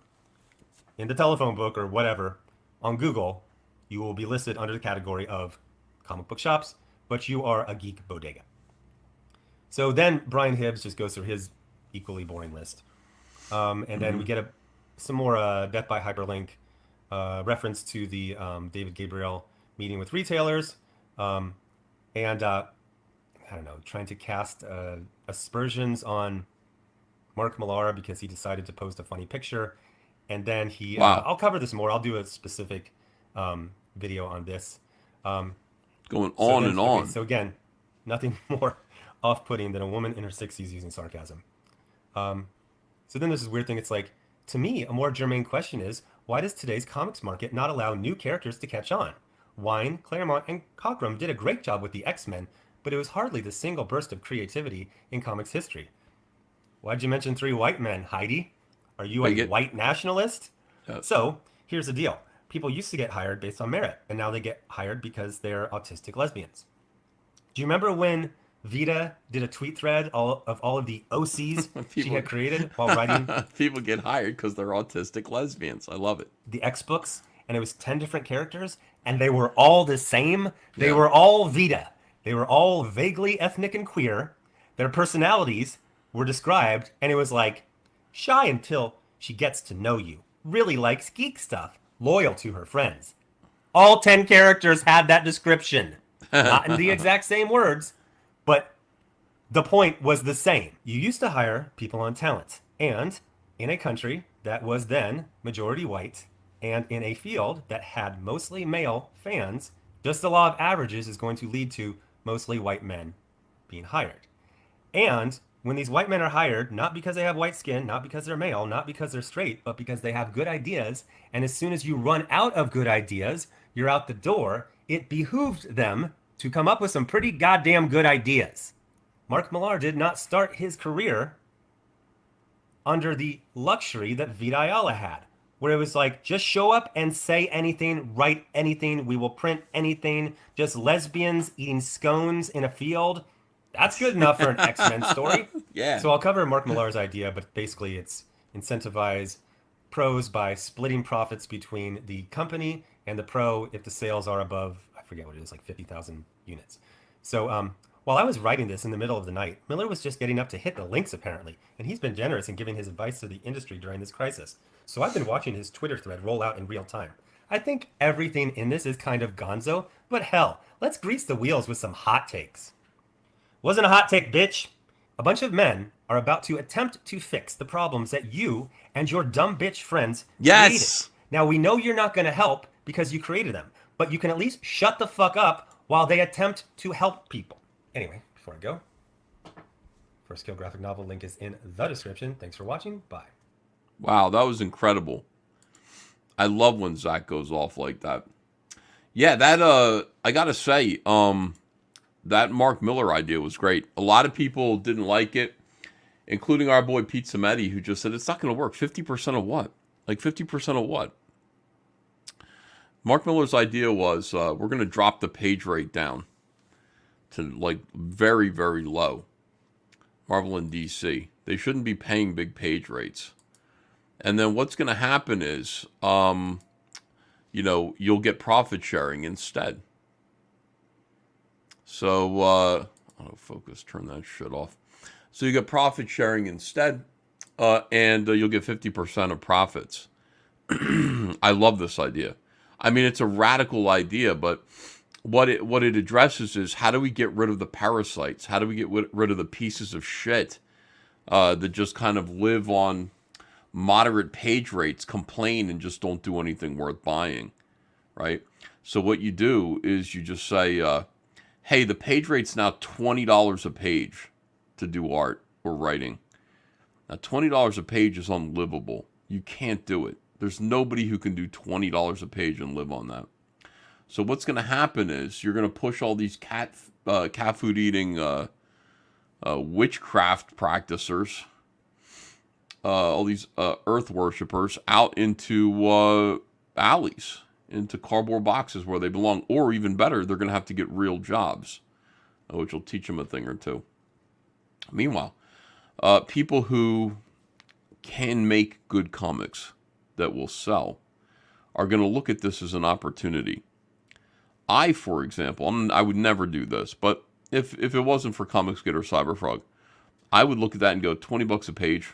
All right, so here's what I got to do. I got to get in there and I got to do the greatest. I got to do Blackest Night times 1,000. I got to do the coolest, most exciting Green Lantern story possible. I'm going to team up with the best writer in comics. I'm going to do the best artwork possible because where I'm going to make my money is on the back end. I'm going to get 50%. Now, if I could imagine if I had created Blackest Night with Jeff Johns under these circumstances, right? I would have gotten 50% of the revenue. Just don't pay me a page rate. Just give me 50% of that. That would be enormous. Now, because of that, you're going to have some very daring creators who believe in themselves, who know that they can create good things, who are going to invest, who are invested in themselves, not people who are living paycheck to paycheck and are used to producing mediocrity, but people who have a little money in the bank because, well, they've been doing this for years successfully. Oh, you're telling me that I get 50% now? Well, I was just going to piss up a rope and do nothing, but I think I'm going to come at it now like Mark Silvestri's Batman book. You see what I'm saying? Comics would do better. After John's 25%, that's fine. You can have 25%. I'll take the other 25%. That would work. That would actually work, but it's so radical, and everybody's like, 50% of what? No. 50% of what? Because there's no money in the industry. We're talking about growing the industry. We're talking about creating wealth, not dividing wealth that already exists. We're talking about creating wealth. And the only way to do that is with people who are brave enough to try it. Mark Miller's idea is genius, but you know what? It scares the hell out of people like Heidi McDonald because she knows that's the end of her. If something like that were to ever happen, her and her friends lose all power, 100% instantly. When will Heather kiss Cyberfrog and turn him into a prince, says Barb Rogers. That's the end of Cyberfrog 3. Spoiler alert. That's how it ends. Blast Radius says, I couldn't watch the rest of that video. Zach, Heidi McDonald is such a liar and gaslighter. I was getting pissed. Lol. Yeah, I know. Everybody was. I mean, she is just a fucking liar. And by the way, she is like deeply invested in lying. She could just let people... There's no reason for her to respond to every single comment about the comic industry dying. But you see, she's partially responsible for it dying, and she knows it. A lot of her failures as a media type, as a journalist, deliberate deception, a lot of the fighting that she promotes, a lot of the whisper networks that she is a part of and participates in, a lot of this stuff has to do with why the comic book industry has failed. Heidi McDonald was one of the people who stood up and said comics would do better if you hired more women. And Dan DiDio said, I want to hire the best people for the job. And Heidi McDonald said, but women are the best people for the job. And turns out that that wasn't true. Women are not the best people for this particular job. They're just not. You know, there are certain jobs that women can deliver better than others. But this is not the comic book industry. Comics for men, not for women. Women are not better than men at this. For reasons which I've elucidated. I've explained it here. Other people cannot explain it. They just go, I don't know, because they have an agenda. No. Because women don't know how to write for men. They don't know how to do it. They don't know how to create characters that are not blank ciphers or themselves. Those two things. They know how to write themselves into a book, or they know how to write, or what they enjoy is a character that they can see themselves in. You know, something that flatters their narcissism, their egos. That's what women want. Men don't understand that. We don't get that at all. Like, you know, when I started talking about this, I got all these messages from people who go, "That's it. That's the answer." Yeah, I know. That's why it isn't clicking with you. It's not clicking with you when Kelly Sue DeConnick writes Aquaman, because Aquaman becomes Kelly Sue DeConnick. She writes herself as Aquaman, and you read this and you go, like, no. Men read Aquaman or any superhero character and they're like, oh, cool. I want to pretend to be Aquaman. Like, I want to fantasize that I live in this world of Aquaman. Nothing like me. But maybe there's something in there that I'm going to pull away from this character. I'm going to add to my own personality, my own kind of idea of what masculinity is supposed to be. And it's fucking Kelly Sue DeConnick on the other side of that fucking wall. You know, and men just go, what the hell happened to comics? Well, that's what happened. They're projecting themselves into the characters, and you are pulling out of the character, pulling the character off the page and into yourself. And it's like, you know, that's just that's the cognitive dissonance. It's horrible. It's absolutely fucking horrible. No man wants to be Kelly Sue DeConnick. The kind of job that women are good at, would that be a blow job, eh? Yeah, no, they are, like, mostly really good at that, yeah. So, I would never pull out of Aquaman, says G1 Gavooks. A pull-out game is key. He said pulling out. I didn't hear myself say that. That's funny. Oh, God. So your boy Zach rules. I'm glad he's back. It's nice to have him doing what he's good at, which is this. And he's got another video about SJW Comic Pros mythologizing themselves instead of the characters. I did listen to that one. That was great. Another good video. Subscribe to your boy Zach at Comics Matter with your boy Zach. Okay. All right, let me see here. I'm going to read super chats. Safe spacing your friend isn't a great idea to close out with, says Paul Ogg. Yeah. Christopher Gorey, Militia, and CG for Life. I read this one. Darth Cisco, thanks for joining the channel. Johnny Ohm, High School Never Ends. Christopher Bouchard joined the channel. Thank you very much. LP Dirty T, did ASE clip us send you Dick's notes on ISOM? Yeah. You want to go through those? Is that something you guys want to do? Let me ask the chat. Is that something you guys want to do? Go through the, I don't know if I want to do it when I'm not feeling well. EVS, have you seen the new Marvels movie? No, of course not. I meet Raina. I have not seen it. I will never see it.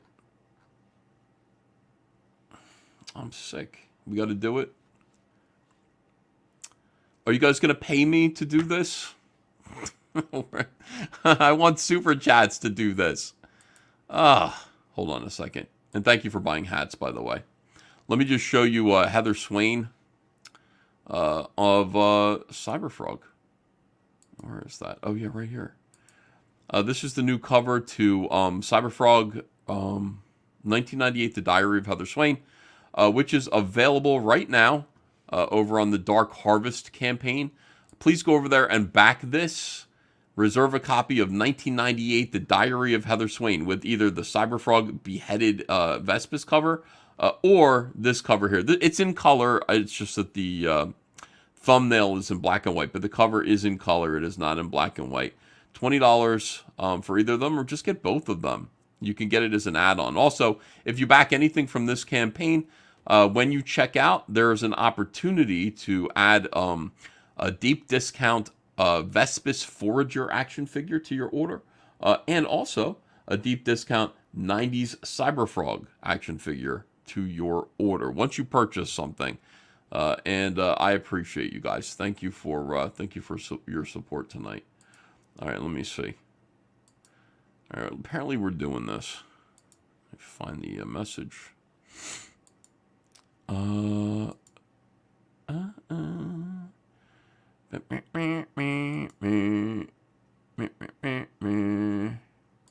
right, here it is. Just paste it. So we'll go through the ISOM notes here. God, this is just... I'm definitely going to get in trouble for this. This is like a declaration of war, but it isn't.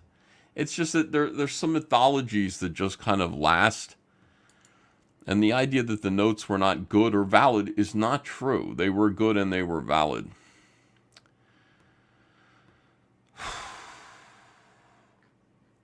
All right, let me see here. Send Jeremy Griggs the link for this. Thank you. Maybe I will.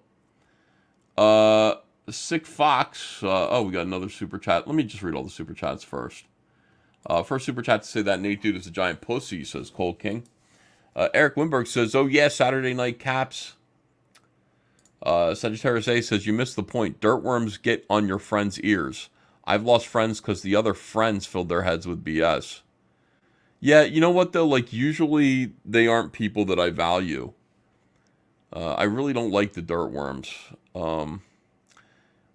I was upset about Liam Gray because I just think Liam Gray was making some really bad moves, and Liam is a smart guy who I think might kind of have emotional, what would you call it, teeter-tottering a little bit. He might have that, like he would just change his personality, his feelings from day to day. You know, I would guess that might be chemical, but I don't know Liam that well. But I like Liam Gray. He makes me angry. He made me angry from a lot of the things he was saying and doing, but I still like him. And, you know, again, it was hard to like get through to him and just be like, Liam, this is a job, man. It's like, it's not about being friends. It's not about who's your friend. Surprise, nobody on the internet is your friend. And I think I did say this to him. Like, there's these people who act like they're your friends. They're not your friends. They're just not. There might be one or two that are your friends in real life, but most of them are not. They're there to just get something off you, to amuse themselves, whatever it is. You need to worry about yourself. Comicsgate is good for your business. Being on my live stream is good for your business. You don't have to like me at all, but you have to get along with me. You know, we have to kind of, I'll get along with you, you get along with me, and we'll do business together to promote your comics. That's all it is. I just ask for basic respect. And by the way, the level of respect that I demand that I ask for, you're allowed to call me fat and gay. Like, I'm not asking for much. Just don't be an asswipe. So that's the thing. Yeah, I know there are friends who they just, oh yeah, you're right. That fill your head with BS. Those are dirt worms. I hope that's not. There are a couple of people who I'm worried about. You should explain the Cyberpunk 90s lore by doing a one-shot of all the villains. Think Batman comics, all his comics. Best comics are the ones focused on the villain. I think you mean Knight Rider. So that sort of is happening. Like you're with the young Heather Swain. I can't just do it all together because they're not all of them are together. You know, but like dystopia is especially important to the legend of Heather Swain. And explains the Deathfly. I got to explain the Deathfly situation with Ben Reilly. That's why I got to do young Heather Swain. I got to do the 1993 Heather Swain book where you see how this all happened, and you get to see people making themselves ready to be conquered by the Vespis. It's going to be a really, really good horror story, but it'll be cute because Heather Swain's like a little kid, and you know it'll be fun to do. Jose M says, didn't this group cancel Doomcock? Yeah. They canceled Doomcock for having false information, but to me, like, I don't care. Like, who cares? Who cares if any of this stuff is real or not? It's just, I think Kathleen Kennedy's going to be fired. Nobody knows. Surprise, nobody has that kind of information. Nobody has that kind of insight. You know, Rigger in Chief says these zeros don't want to win the culture war. If it ends, they cannot monetize it. They beat the same jokes to death and faux rage on the current thing. I would like them to just get together and enthuse. Like Jeremy was saying, like, I like what Jeremy said because he was just kind of saying, hey, I really like One Piece. Why aren't we talking about One Piece? We could talk about how successful Five Nights at Freddy's is. Why don't we talk about that? I mean, I'd like to see a show or an episode where people are just like, yeah, that was fucking great. What was your favorite part of that? Mr. Joker 1128. See, this is why. The creator of Five Nights at Freddy's was canceled because he said he would not apologize for supporting Trump. That's important. I didn't know that until I heard Jeremy say it. ID Crisis says, Kel and Graham are looking like Gong Show judges. They looked so uncomfortable. It's like, you know what it is? It's like having like the neighbors over when like to your home while you and your wife are in a vicious screaming match, and you're like so inconsiderate, like you can't think about like what they're seeing and what they're going through at all. You're just sitting there fighting and trying to outdo each other. In a way, you're like showing off for your neighbors who are just mortified to be there. Send Jeremy the link just to see what happens. I don't want Jeremy. If Jeremy has an awakening like that, that's cool, man. Good for him. But you know, please play the Zach intro. I'm sorry, I tried to find it. I'll try again. I'll play it another time. The end of this your boy Zach video is classic. He's on fire lately, says Michael Bancroft. Let me see. Nalo. No. Glad you are realizing the people in this scene are not serious like Zach. Hope you expand your orbit outside of people who cannot comprehend Greta Barbie. Greta Barbie? I meant Zach is serious, not the others on YouTube. Yeah, I know. I got it. Thank you, Nala. Appreciate you. Forest Publishing, are you going to ever get Ripoff Verse as a guest? EVS Puppet. I'm going to say, like, probably not. That wouldn't serve anyone's real interest. Maybe it'd be entertaining, but I don't know if they're interested in, you know, doing that. And I did ask if there was going to be a puppet of me, and Ripoff Verse essentially called me a faggot and said yes. So I'm hoping it does happen. Ethan Flash says, hey, Figget, it's been a long wait, but I got my copy of Wreck Planet. Oh, wait, but my copy of Wreck Planet will be delivered Monday. Can't wait to read the exploits of the gay frog. Well, you know, let me know what you think of it when you read it. Here's Swain Wade, joins the channel. Zach's dull. Did you see Trump at UFC, says Cider Hype. I don't find Zach dull. No, I didn't see Trump at UFC. I haven't seen much of him. Like, I'm not really going to get into Trump stuff until next year. Starting in January, when it's election year, I will be paying attention to politics, but I can't right now. Christopher Arcella says, no all caps comics hoodies on eBay, sold out. I was browsing through, I didn't see any there. Yeah, we're sold out of those. If you want to get a camouflage Comicsgate hoodie that says "Comic Pros Hate You, Bite Back" with a big orange snake and it like Comicsgate in orange, you can get one of those. And the way to get it is to join my become a channel member. Become a channel member here for $5 a month. Once you join, you'll go into the community tab and you'll see that there's a message with a link to go buy an all caps comics hoodie. Secret link. Let me see here. Yes, read this one. Sick Fox. Hello, Ethan. I accused you of selling out on Sitch and Adam. I just thought you were wrong regarding Director X, but accusing you of selling out was an unfair assumption. I retract and apologize. Oh, thanks. I thought Director X offered us a rare opportunity. So I talked to him. He seemed like a nice guy to me. I mean, I don't approach people going, "You fucking asshole," because of the show you're making. Listen, he invented the show whole cloth. It's just like, these are all his characters, but it's loosely based around the Robin Hood mythology. He's not hurting anyone. It's not like he took Spider-Man and fucked it up. He's doing his own thing. He's not even fucking up Robin Hood. So I can talk to people like that. He's not trying to cancel me. He's willing to talk to me. Let's have a conversation. And I thought it was productive. Lord Raptor Jesus, super sticker. Thank you for $3. Any new estimates on Rainbow the Brute, says General Piggy. I'm still aiming for Christmas. Listen, I'm working on it. It doesn't mean it's going to get released in Christmas. I'm saying it's going to be done by Christmas. Not that you're going to have it Christmas. I'm thinking it's going to be fulfilled right around summertime. End of spring, summertime.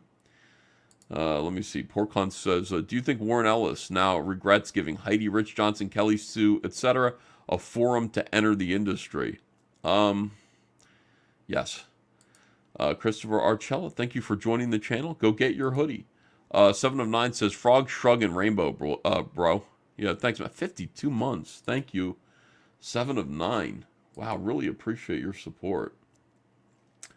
Director X really liked what you had to say, Ethan. Well, I was like, ready to sort of, yeah, sure, let's talk. Fulfillment update, please. I'm probably the last on the second chance, says Dave Space Wizard. Let me look at second chance campaign real quick and see where we're at there. And then we'll go on to do the notes. The ISOM notes. Which it feels like beating a dead horse. Like, I don't care. Let me see here. Second chance, Wreck Planet. All right, so right now we're sitting at 652 more orders need to go out. 2,268 have already been fulfilled. So the boys are moving on this, but they're moving slower than they are on the other Wreck Planet campaign, which they're trying to finish. Once they finish the other Wreck Planet campaign, they'll be completely focused on this one. And the other Wreck Planet campaign is down to 500 orders with almost 12,000 fulfilled. So, we're really, really moving as hard as we can, as fast as we can. Need you to understand that all these orders are unique. They require autographs, a lot of them.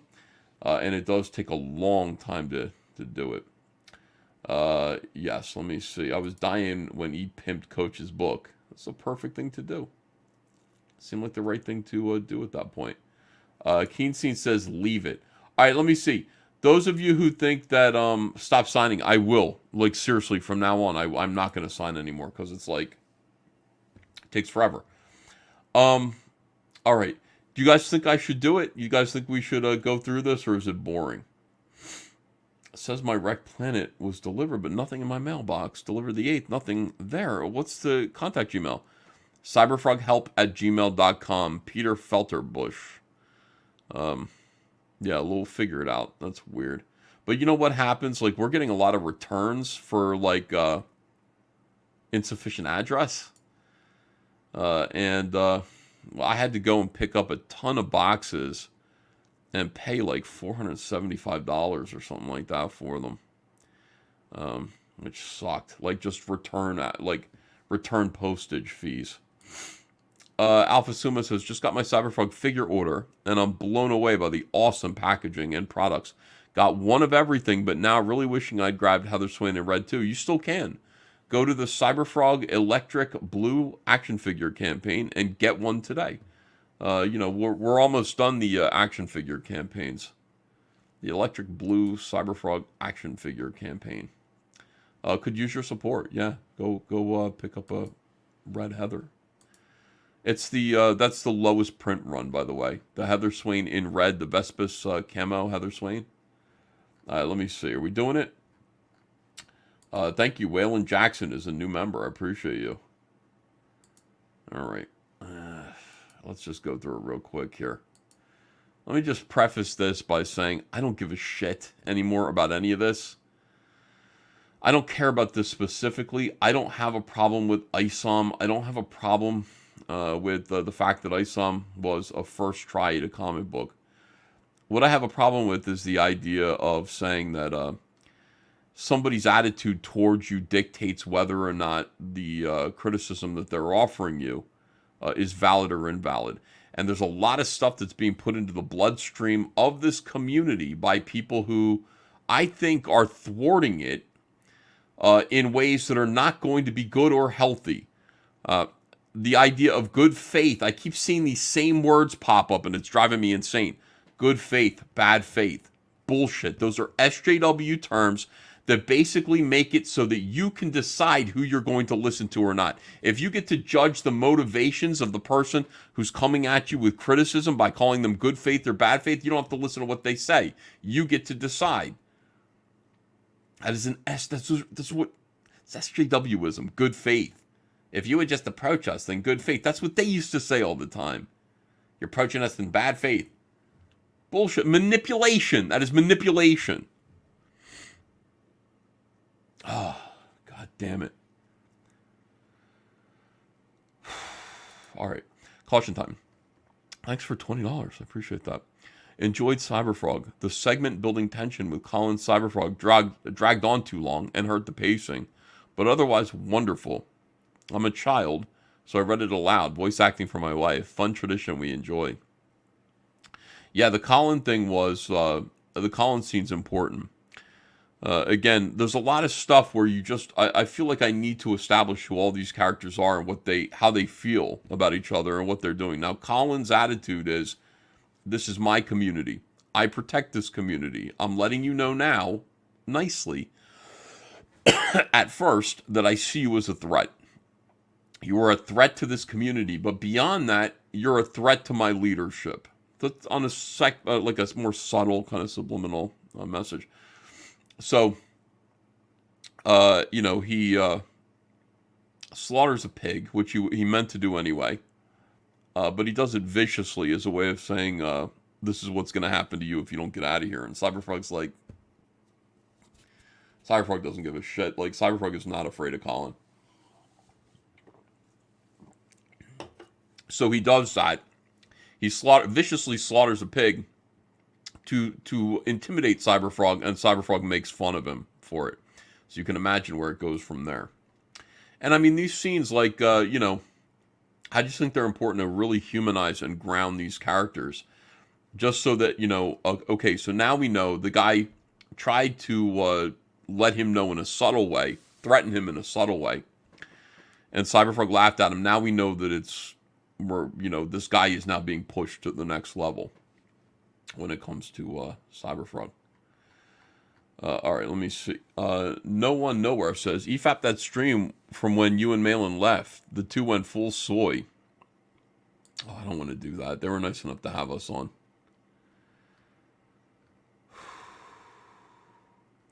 Cunt O'Hare says, yeah, you also think the word shitty is SJW. It's a great word. Shitty is okay. Shitty person, shitty people is not okay. It's not that it's not okay. It's just really effeminate. You're a shitty person. Is SJW. But saying, and the movie was shitty. It was a shitty car that you drive. That's all fine.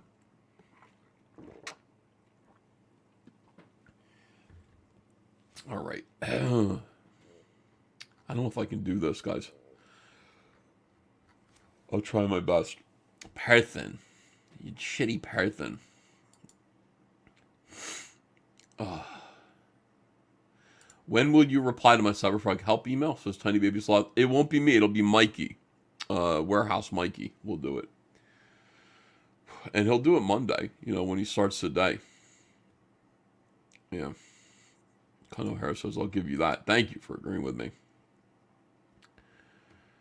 Yeah, shitty movies is okay. You could say, look at this. Ethan needs to watch one of these shitty movies and go on to EFAP, the shitty movie. That's okay with me. It's something about dehumanizing people by calling them shitty persons. And what is a shitty person? It's a Republican. It's a conservative. It's somebody who's pushing back on woke is a shitty person. And I don't know. I noticed it. It's all about groupthink, and I find it to be gay. Oh, all right, here we go. ISOM notes. What does the hoodie look like? I got one over there. Let me look at the notes first. Let me see. Here we go. Just pasted. ISOM notes.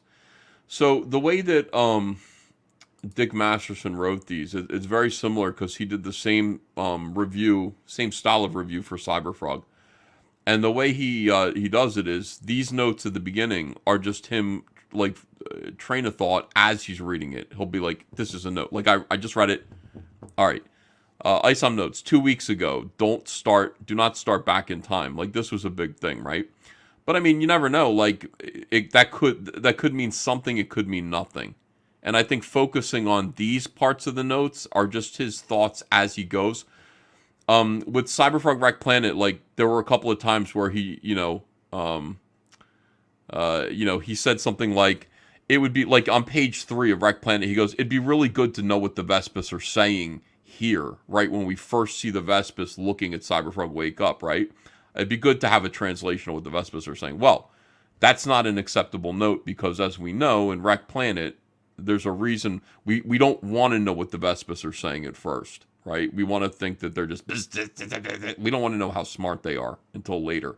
So that's a note that he probably would have corrected later. He would have seen what we were doing and he would have eliminated it. And that's the style of these notes. Let me see. My Beautiful Dark Twisted says, I will respond accordingly. This is ill-advised, DVS. Oh, shit. I'm just saying these are good notes. That's all I'm saying. So 2 weeks ago. Don't start a book by saying 2 weeks ago. You don't do that, obviously. These are all just notes. He's like, confused who's the sister, who's Mrs. Newman. If not for your sister, do it for Miss Newman. It doesn't have the same impact. Now we meet ISOM. The eternal monologue starts. Probably should have started at the beginning to set the scenes. These are just ideas in general. Okay, and most of them are correct. There might be a few. This one was heavily focused on. So ISOM assaults a woman, Jasmine. She doesn't say what the deal is or that she needs help or even for him to go away. You're going to ruin this. The two guys pull him off her, then he beats them. They acted reasonably. So this right here was a big focus. Like ISOM basically just saw Jasmine and put his hand on her shoulder. And, she didn't want it there, right? So he calls it assault. Dick calls it assault. He's overstating things, even though it technically is assault. And this was focused on as, see, these are bad notes. That's not it's just, it's a joke. And by the way, it's like you're saying, well, he's just joking kind of by saying that. It's like, well, what are you saying? The notes are all a joke? I have the energy for this, guys. I'm really tired. This is what it is right here, overall. So you get through this and you get to overall. And this is the important assessment after you're done reading everything and you pointed out a few things. Some things are going to be more important than other things. You want to look at the notes and just see what the takeaways are here. Okay? Urgency. All right, characters. There are simple things that you can do to explain who these people are. Usually the person talking, this doesn't sound like I hate you. You see what I'm saying? These notes aren't like I disrespect you, I hate you. These are just like, these are the notes I would tell to anybody who read this or who wrote this. There's simple things that you can do to explain who these people are. Usually the person talking to them can tell them something about them.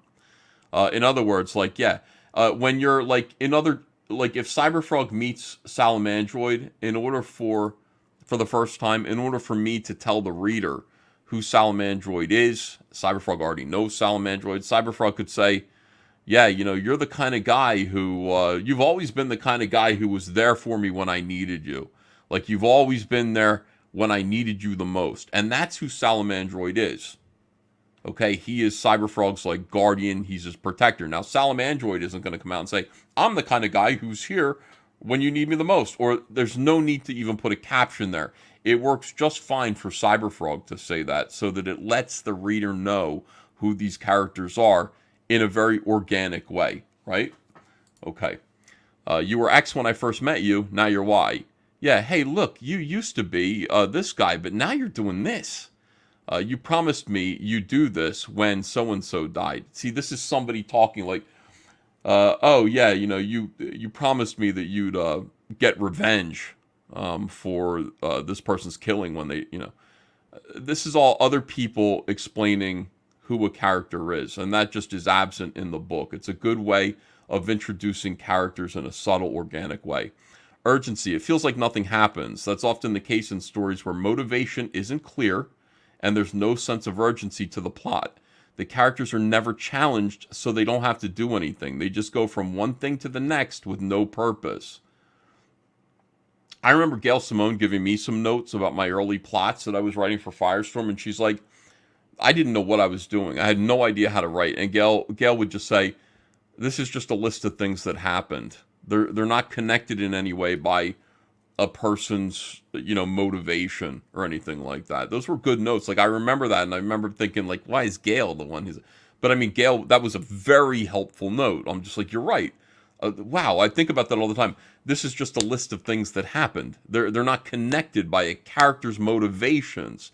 They're not connected by a character's motivations, which drive events, which make all of these things happen, right? So this is just a helpful note. Like, you know, when he says, look, you know, Isom isn't motivated by anything. We don't know what he wants. Like, what is it that he wants that we can, you know, since he's the protagonist here, what is it that we can relate to that he's after? And, you know, that's storytelling right there. That's important. Gail is a good writer, says FP Sonny. God bless Gail, says Alfred Rises. Well, what I'm saying is, once again, it doesn't matter if the person likes you or not. It's irrelevant. What matters is, are the notes good? Is the advice good? Is the criticism good? And I still, you know, look, I mean, whatever thoughts I have about some of the people who've given me critiques over the years, they've stayed with me. And I got them young enough so that they're in my head still. And when I'm writing Cyberfrog now and learning to be a good writer, I'm trying really hard to write. I know my characters. I know what they're trying to do. Their motivations make action happen. They make things happen. I think about all the things that people said to me, and I'm trying to develop as a good storyteller. So if I just went, well, this person hates me, you know, this person probably said this to me, they don't like me, so you can't do that. You can't do that. All right, let me see. There needs to be an indication that Jasmine was in trouble to justify the violence at the club, right? Especially for Isom's sister to call him out of retirement. She basically calls him to do a wellness check, and he even calls it out. That makes no sense. If he's a strong-willed character, she should have compelling evidence to get him out of retirement. He left his suit and his family in the past. The little girl in the city clearly has her heart broken. It should have taken more than a phone call for him to return. He makes a promise to return to the girl, but he hates the city and vowed he'd never go back. So that lie makes him a shitty person.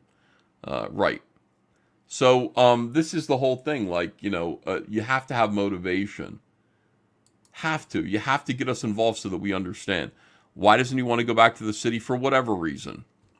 Something happened that just made him give up being a superhero. And by the way, it should be something that's like, I mean, something substantial and profound that made him give up being a superhero.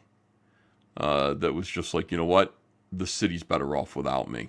I failed it, or, you know, or like I can't do it anymore. I can't put up with what's going on over there. Corruption's too much. Something like that. And then something happens. They go, you got to come help Jasmine. Jasmine, I'm not helping anyone. I'm done with that. I don't know why. And then Jasmine's murdered or something. We find out there's something that just goes, oh, see, that's Spider-Man's origin in a way. You know, it's like even though Jasmine, what the fuck does Jasmine mean to Isom, he should have to mean something to him. I'm not coming back to the city, and then the person is murdered because he was inactive. That's Spider-Man's origin. See, that would have been like, oh shit, you've got to be a superhero again. You have responsibilities of some kind.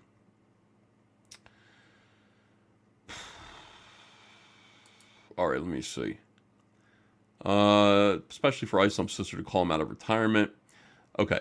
Ultimately, there should have been some violence against Isom's family to explain his paranoia. I 100% agree with this. Maybe the death of his sister's husband. See, we meet all these people, and really there should have been something like, you know, I like the idea of him saying, hey, you know, Jasmine is like a robot or something like that. There's something seriously wrong with Jasmine. And then he goes to the club owner. He goes to Darren. And Darren acts like he gaslights him and says there's nothing going on. And then we just see Darren go take care of him. I don't want to see him around here anymore. Send him a message. And then a bomb goes off, killing the niece and his sister or whatever it is. See, that would have been like, can you imagine that? Like, holy shit. So Darren like sat there and he smiled in his face and said everything's cool. And then a bomb went off and killed his family that we met. And we just got to like them. And now they're dead because of Darren. Now we want to kick Darren's fucking ass. And that would have been amazing. Don't full screen your web browser, says Vito. What am I doing wrong here? My web browser. Vito, you be quiet. Ben 31 UK says, cope and seethe, Ethan. The comic wasn't made for you. Yes, it was. All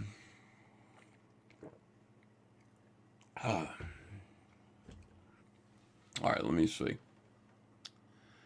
All right. Blah, blah, blah. Setting, flashing. Okay. And listen, all this is, it goes on and on and on. I'm not going through all this, okay? I just went through the first paragraph of it, and I just proved that these are good notes. Yeah, Literature Devil says these are pretty good notes, actually. That's right. These are good, valid notes that were ignored. And because of that, we are where we are right now, I guess. Cute Nerd says, damn, I want to read that story. Yeah, like, it's exciting. Like, really a catastrophe. Like, there has to be something that happens. It's called an inciting incident.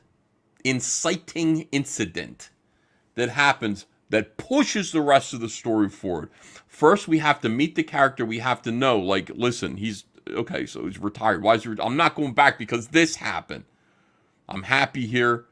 No, you got to go back. I'm not going to do it. And then fucking some horrific thing happens that forces him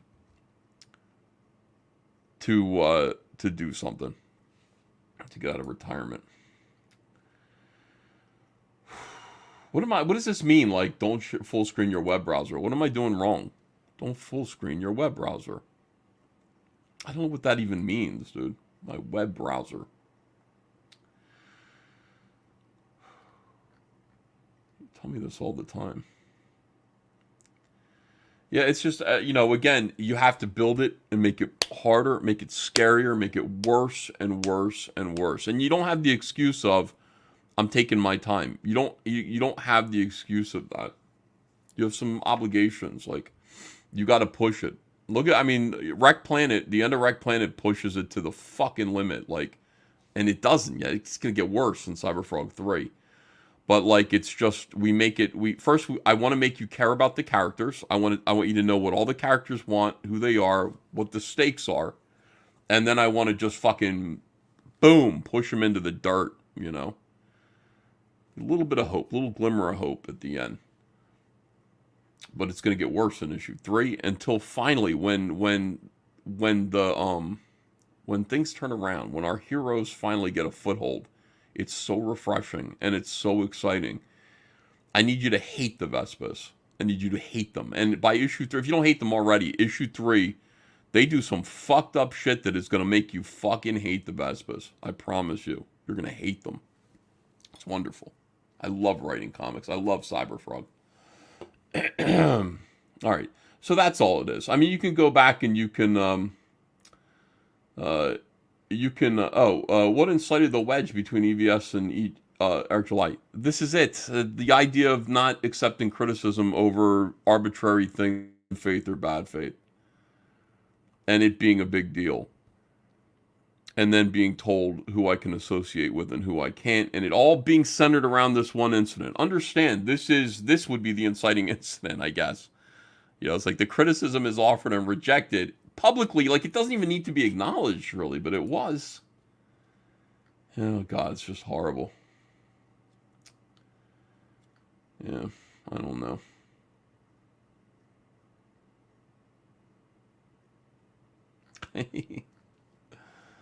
Yeah, let me see what you guys are saying. These are pretty decent notes. The first half seems like jokes Dick's making to himself and leaves them in for his audience to enjoy as well. The rest is pretty good advice. Right. Yeah, that's exactly how to read it. And Dick actually said that on the Yellowfly stream. He goes, these are jokes. That was a joke.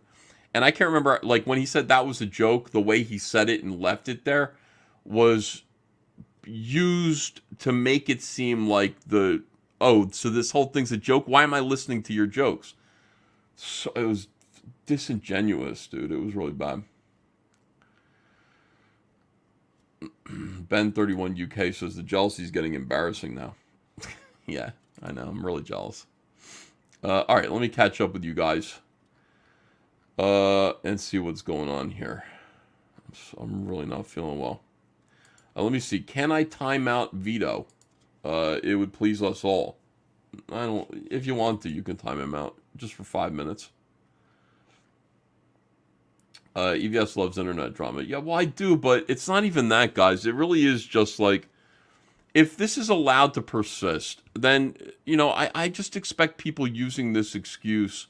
Like, we got a whole lot. It's not Eric July. It's a lot of really talented young creators who are running through Comicsgate and who are trying to make their own comics. And then you got, you know, stuff like this going on where people are just going to think, well, that was criticism of my book. Should I accept it? Was it in good faith or was it in bad faith? No. You're gonna learn from criticism. You're gonna grow from criticism. Steel sharpens steel. You're gonna become a better creator because people are good enough to pay attention to tell you that you're not God's gift to the world. That's all it is. That's the problem that we're running into. And man, it's really tough because egos are what they are. You know, I understand, like, when I first got my first criticism, Cyberfrog #1, Harris Comics, somebody wrote a scathing review of it, and I wanted to fucking kill them. So mad. But I was a kid. I was like 20. You know, it's like, you want to grow up and just become like somebody who can go, okay, well, what is this? Essentially what we're doing is, we're making comics, but we're also telling stories. We got to learn how to tell stories. And telling stories requires a set of tools, and those tools need to be sharpened. First, they need to be understood, and then they need to be sharpened. They can only be sharpened through other people's criticism. And, you know, it's nice. Sometimes you'll get to choose who will offer you criticism, I guess. I mean, like, I think it's going to be mostly comfortable from someone I trust. Well, that's nice. It's not, you're not always going to be able to decide who is going to criticize you, who's going to give you criticism of your work. Somebody else will too, somebody who doesn't like you, and probably that criticism is going to be the most valid because they don't care about your feelings at all. They're just trying to be honest and make you look stupid, and that they're smarter than you, and that's why their criticism is going to be best. Let me see. And Cowboy says, I just think Vito and Dick have developed an unhealthy obsession. Even if EJ is wrong, move on. Well, we say that about anyone. Look, this is what we do. This is what YouTube is. On YouTube, what we do is we develop unhealthy fixations on people that we're critical of. And why would we ever let that go when there's still money to be made and attention to be gathered and subs to be gained? And unfortunately, that's the position that, you know, Eric finds himself in.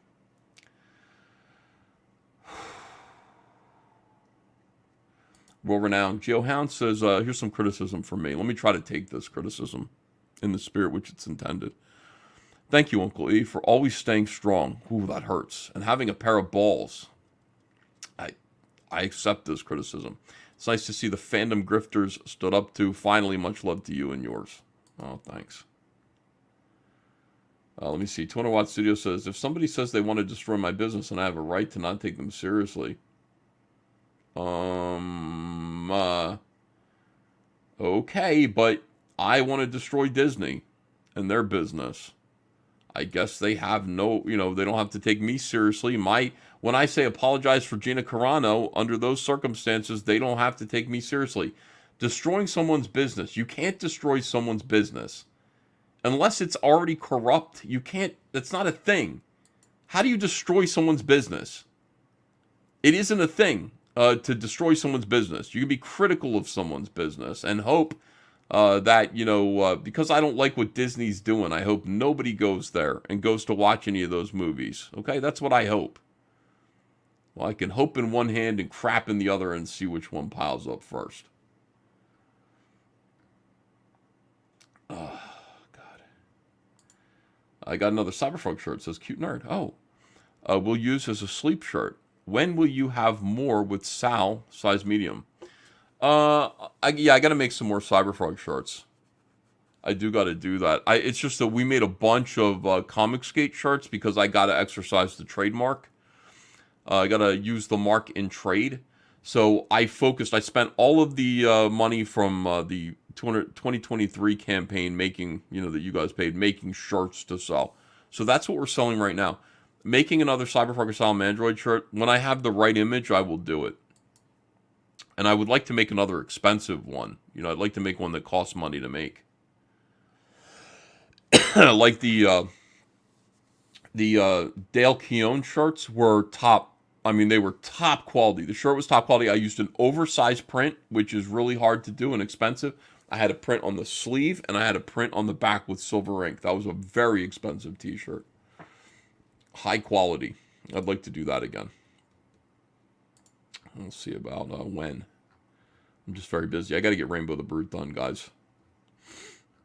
Andrea busted on me today. She's like, I want you to live to be 60 so you can finish Rainbow the Brute. I was like, oh, even you're doing this to me now? Couldn't believe it. My own wife.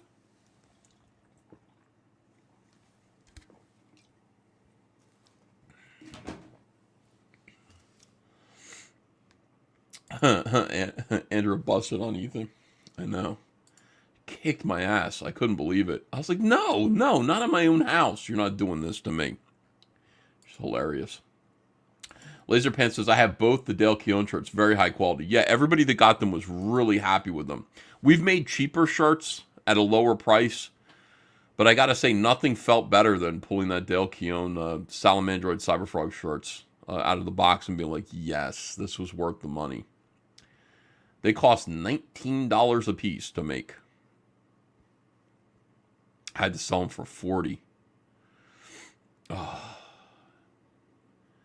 But we made our money back, obviously. We made a profit. I got a few up there left, like some remainder, like small, maybe. Size small, medium, maybe. We're selling those for pretty cheap. We're taking a loss on those. But we made our money back overall, so it's all good. $19 a shirt.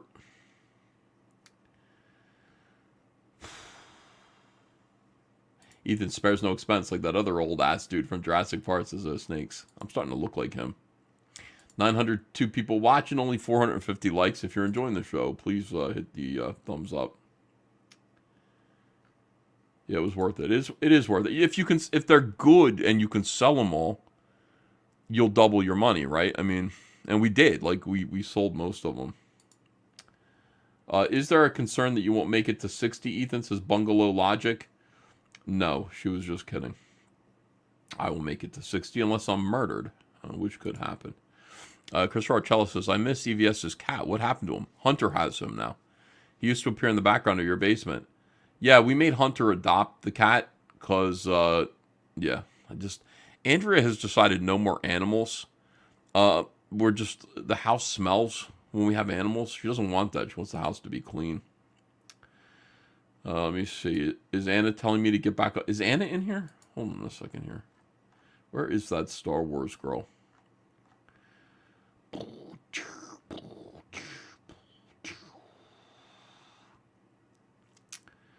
Oh, boy.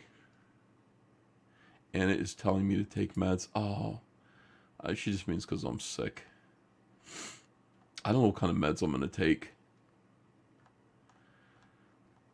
I should take something. I feel feverish. My throat hurts. Oh, there you are. Hun, you're a fucking psychopath. We have screenshots to prove all the shit you've done. Get back on your meds. She's not talking to me. Who is Hun? Is she talking to me? Is she calling me Hun? That'd be weird. I gotta finish Rainbow the Brute. Let me see.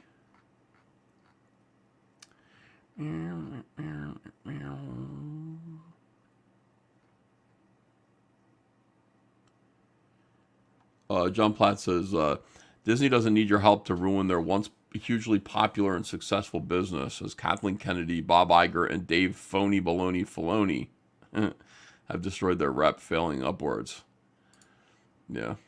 But I mean, you know, people say that all the time, like, I want to ruin your business. All right. Well, you know, how's it feel to want? All caps merch is great and all, but make some different damn Cyberfrog hats. Promote the character. Love you. Oh, and Cyberfrog coffee mugs with your art. Come on, says Andy Go-Go Comics.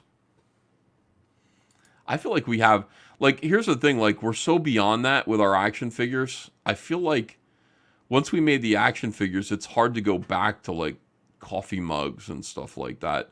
The Salamandroid coffee mug, or the Salamandroid mug, is so amazing. Like, it's sculpted, you know.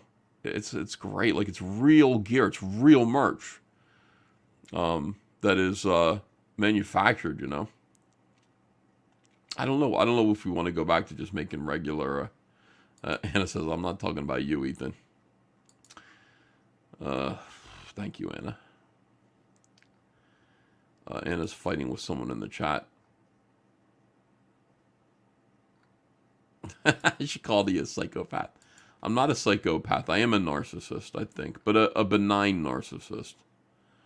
I do think everything is about me. I do. Because it is. I've seen no evidence that, like, whenever people are, like, listen, I just pop into, like, I pop into, you know, Eric July's show because he's talking about making $1 million on Alpha Core, and I'm like, oh, I wonder what he's saying. I go in there, it's about me. Every time I go into any live stream, it's people, I see my name, I hear me. Every time. And then people are like, well, you're a narcissist. Well, the hell, what do you expect from me? Like, everything is about me. Caution time. Thanks for $10. I like the scene concepts with Colin. Just felt like it could have been accomplished with fewer panels and less dialogue. Yeah, I know. I guess that's probably true. I really like the idea of it breathing a little bit more. I'm really highly influenced by the way Robert Kirkman lets a scene breathe between characters. I would love to be more like him, the way he writes. I like the way he writes. Sometimes he can lack subtlety, but he's always very surprising, and he lets the show breathe before it gets punctuated with action. I think that's where I'm coming from. Like, if I were closest to a writer who I admire, it would be Robert Kirkman. Minor quibble, and only my opinion. I did really enjoy the book. Great growth. Thank you, Caution Time. Fewer panels. Yeah, it's like I feel like there's so much information that needs to be imparted, you know? I got to do it quicker. I got to be more. I think you're right, Caution Time. Caution Time. Thank you for that criticism.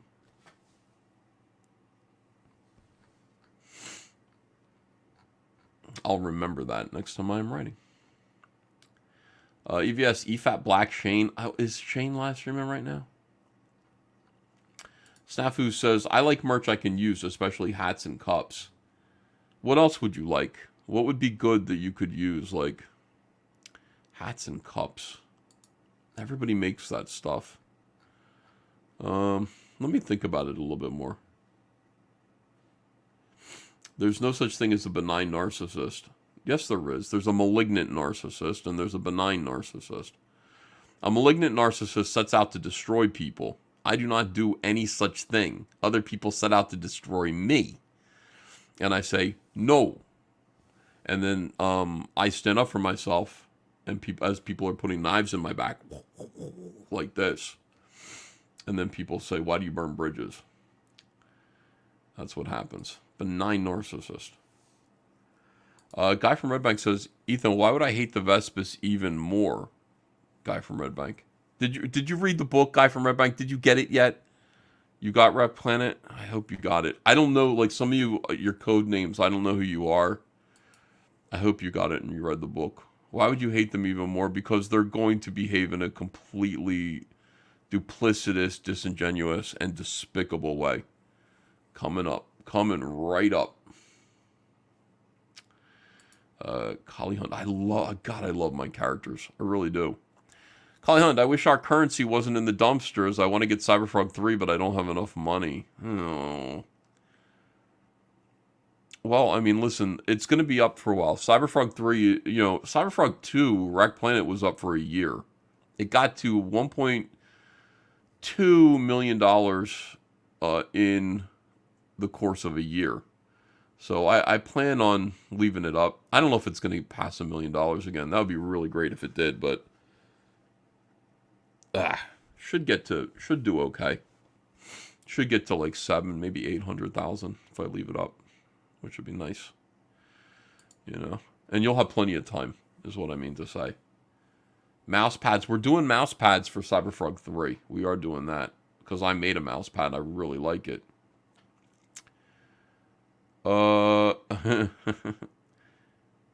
Did Eric pay for being a consultant and building his business, or did you do it for free? I got paid to do a cover, which was fine. No, he just asked me for a lot of advice all the time. And then he'd send people to ask me. Like, I really, here's the thing, like, don't text me and be like, first say hello. That's what I would say. Say, hey man, what's up? Oh, hey, how you doing? What can I do for you? Hey, just wondering, like, what printer do you use? Okay, let me look at some printers. I'll tell you all the printers I use. It's just like, what printer do you use? It's like fucking out of the blue, It's like, it's kind of rude. That's kind of rude. Be nice. Let me see. What about Cyberfrog phone cases? Yeah, I thought about doing that, but phones change so much, like, that I can't, like, I would have to make a certain number of phone cases, and then I'd get stuck with them when the phones, the next model came out. Salamandroid candle holders, Vespis umbrellas, Heather body pillow. A lot of people asking for Heather Swain body pillows.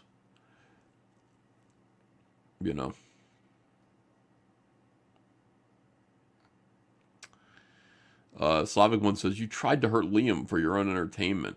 I never tried to hurt Liam, but I definitely was entertained by Liam. But Liam tried to hurt me too. It's just that there's a power disparity there. Like, Liam tried to hurt me, I forgive him though. I don't care. I like Liam. Shifty says, I'm a forgiving type of guy. If you sell a set of 6 mugs with prints from the book, I'd buy 2 sets right now. You don't even need to do new art. Get on it. A set of 6 mugs. Do I put them in a box? Like a nice box set of 6 mugs? I've seen like Snoopy mugs like that, Ethan, is the collected edition of Cyberfrog 1 and 2 going to be up through Christmas? Yes. Yeah, no, that's part of the Cyberfrog 3 campaign. So it'll be up there throughout Christmas. Yeah. Eric Medved says, what's the status of the tri-cover You, John, and Shane? It's done. It's great. We showed it, but Kyle is coloring it right now. I think me and Shane showed the finished inks. Really, you don't want to see it because the inks themselves, they really need Kyle to separate them out. Our styles there's so much stuff like layered on top of everything. It looks a little bit messy right now. It's beautiful, but it needs color. So once Kyle colors it, I'm sure we're going to show it off. The end result was it's terrific, and we're all really happy with it. Very happy with it. So I think it's good. Let me see. Andy Go Comics says, feel better. Yeah, just promoting the character more on the hats would be ideal. You want like a Cyberfrog hat? Okay. Condoms are funny. Yeah, we could do condoms. That's actually really easy to do. There are all these like websites that will print, and I don't know why nobody else in Comicsgate has done it yet. There is a website that will make condoms. So you can take a picture of your character and you can have it put on a condom wrapper, and they'll send you like 500 of them. I don't know why nobody has done that. Somebody in Comicsgate should have done that by now. I'm not going to do it because Cyberfrog is really, I don't really want to promote safe sex. You know, I want to promote fun sex. So I'm not doing it, but somebody else could. Fun sex. All right, hold on. Catch up here. Wow, Niobe Comics really turned on Eric July big time. I don't know what happened with you, dude. I don't feel that. I don't have like passionate feelings of anger towards Eric July. I just don't have them. I'm annoyed at him. I'm annoyed at, you know. I'm annoyed, but I'm not angry. I'm just like, what the fuck, dude. Eric the Bunk says, Ethan, where are the thirst traps? Hey, what's up, Eric? See, that's some SJWs in my chat now. It's crazy. Aquarium toys with glow or reflective surface, says Orion Palmer.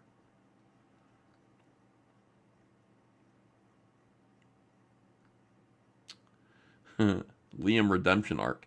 More PVCs, please. Oh, yeah. So I'll do that. Hold on a second. Let me show you this.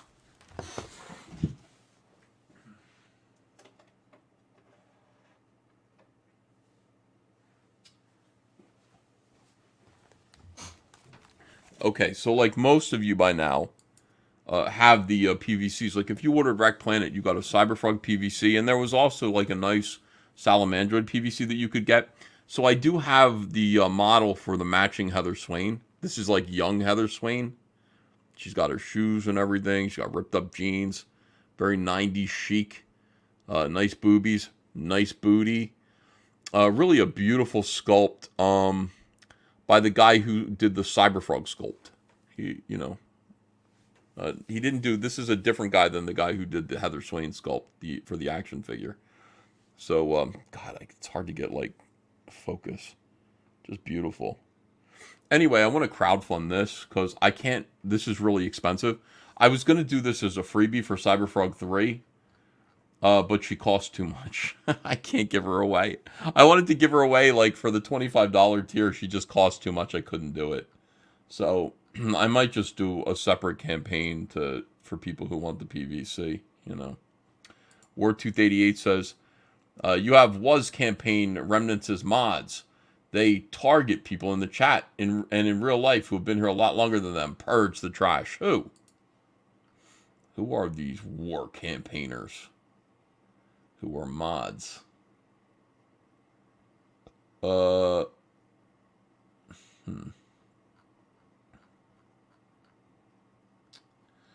me see here. Cyberfrog Wreck Planet was good. My favorite part was basically the entire thing. Wow, but the ending left me wanting more. Good cliffhanger. Thank you so much for that. Jasper Plan 9 says, Eric the Bunk, so you are a friend now? Welcome. Eric disagrees with everything we stand for, but I think he likes comics, so I'd invite Eric to read Cyberfrog, please. And we can all get along just in comics, but yeah, when it comes to, you know, social justice warrior shit, take your antipsychotics, CVS. Anna told you to. Isn't she your friend? She wasn't talking to me. She's talking to somebody else, she said. And I did take my antipsychotics. Eric Medved says, a set of shot glasses of Cyberfrog, Sal, Heather, and then villains. Okay. Fearsome Bullet says, let's talk Fearsome Me. The time is coming. I wrote the first 8 pages of Fearsome, and I gave them to Dave Williams. Dave is drawing them. I don't want to burn up the hype yet for Fearsome. I want to wait until it's ready to crowdfund. Boy, I'd really like to see 6 figures on Fearsome, so yeah, let me see. Oh my God, that's huge. Lovely Heather Swain figure. Oh, I wanted to see what you guys thought of the Heather Swain figure. You guys are barely talking about the Heather Swain figure.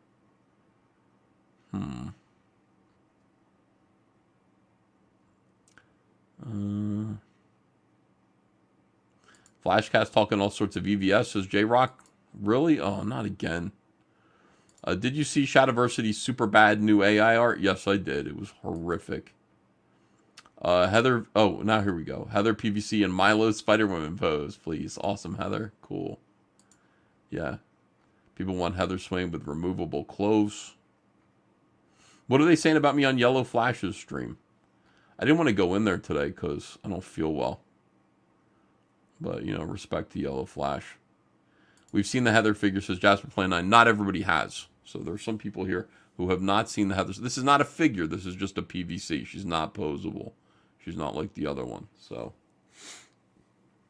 oh my God, what is this? They hate you? What?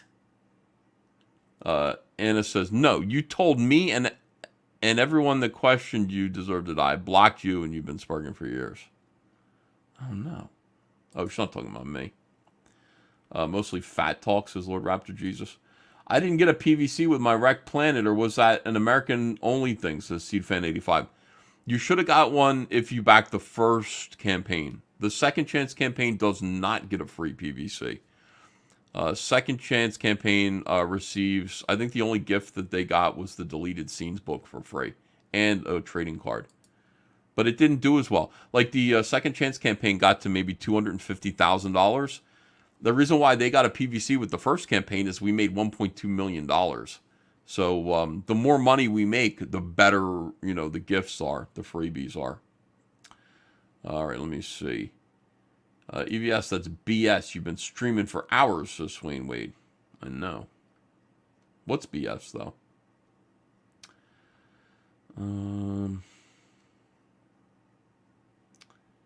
You still selling action figures? Yes. Wow, Yellow Flash really hates EVS. What? What is Yellow Flash saying? You're making me paranoid. Is Yellow Flash saying bad things about me?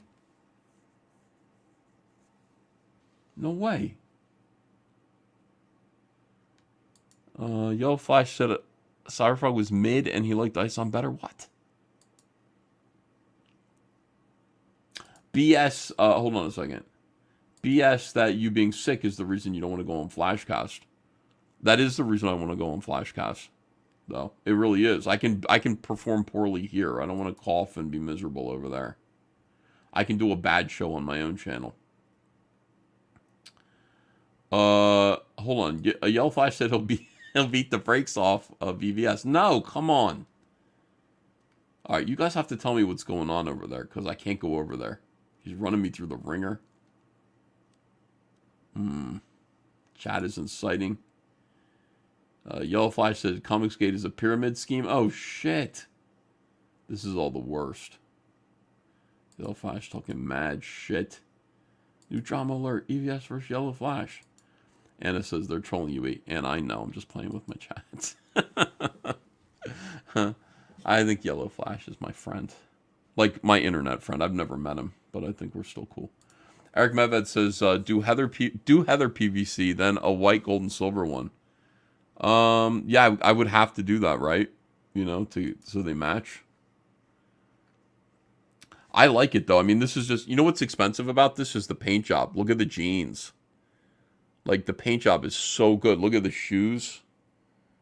It's very, very detailed work. And then the makeup on her face. And I've been through this with, like, a paint job on a female figure. And you know, I got it priced 2 years ago to find out how much it would cost, and I just kind of put it down. But I could do it. I mean, I just have to crowdfund it. That's all. I'd have to make you pay for it. Dave's Collection Series says, thanks for coming on McClay's show earlier. Love your work. Hey, welcome, Dave's. Please subscribe and join us. And yeah, that was fun, you know.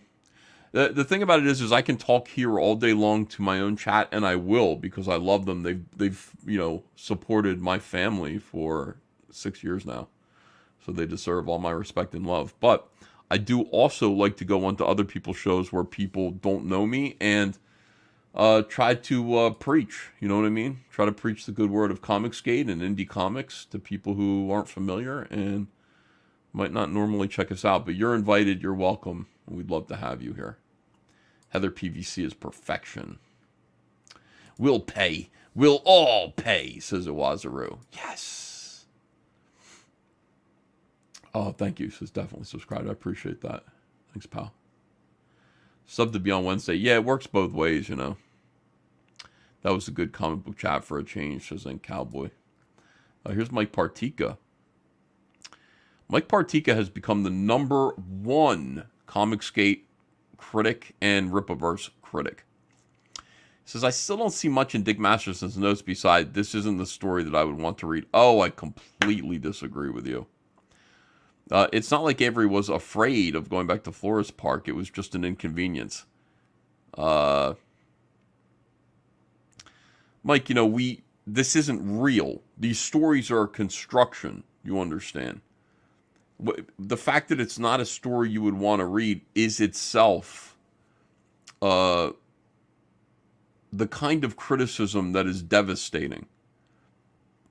You know, when you're writing a story and you get somebody to read page 1, as you know, you need to be able to hook them, even if it's a story they didn't think they would want to read. I don't think I want to read this, but I start reading it and I'm hooked because the writing is so good and I care about they got me with the characters. They got me with the incident. Like now I'm moving along. I got to see how this is going to end.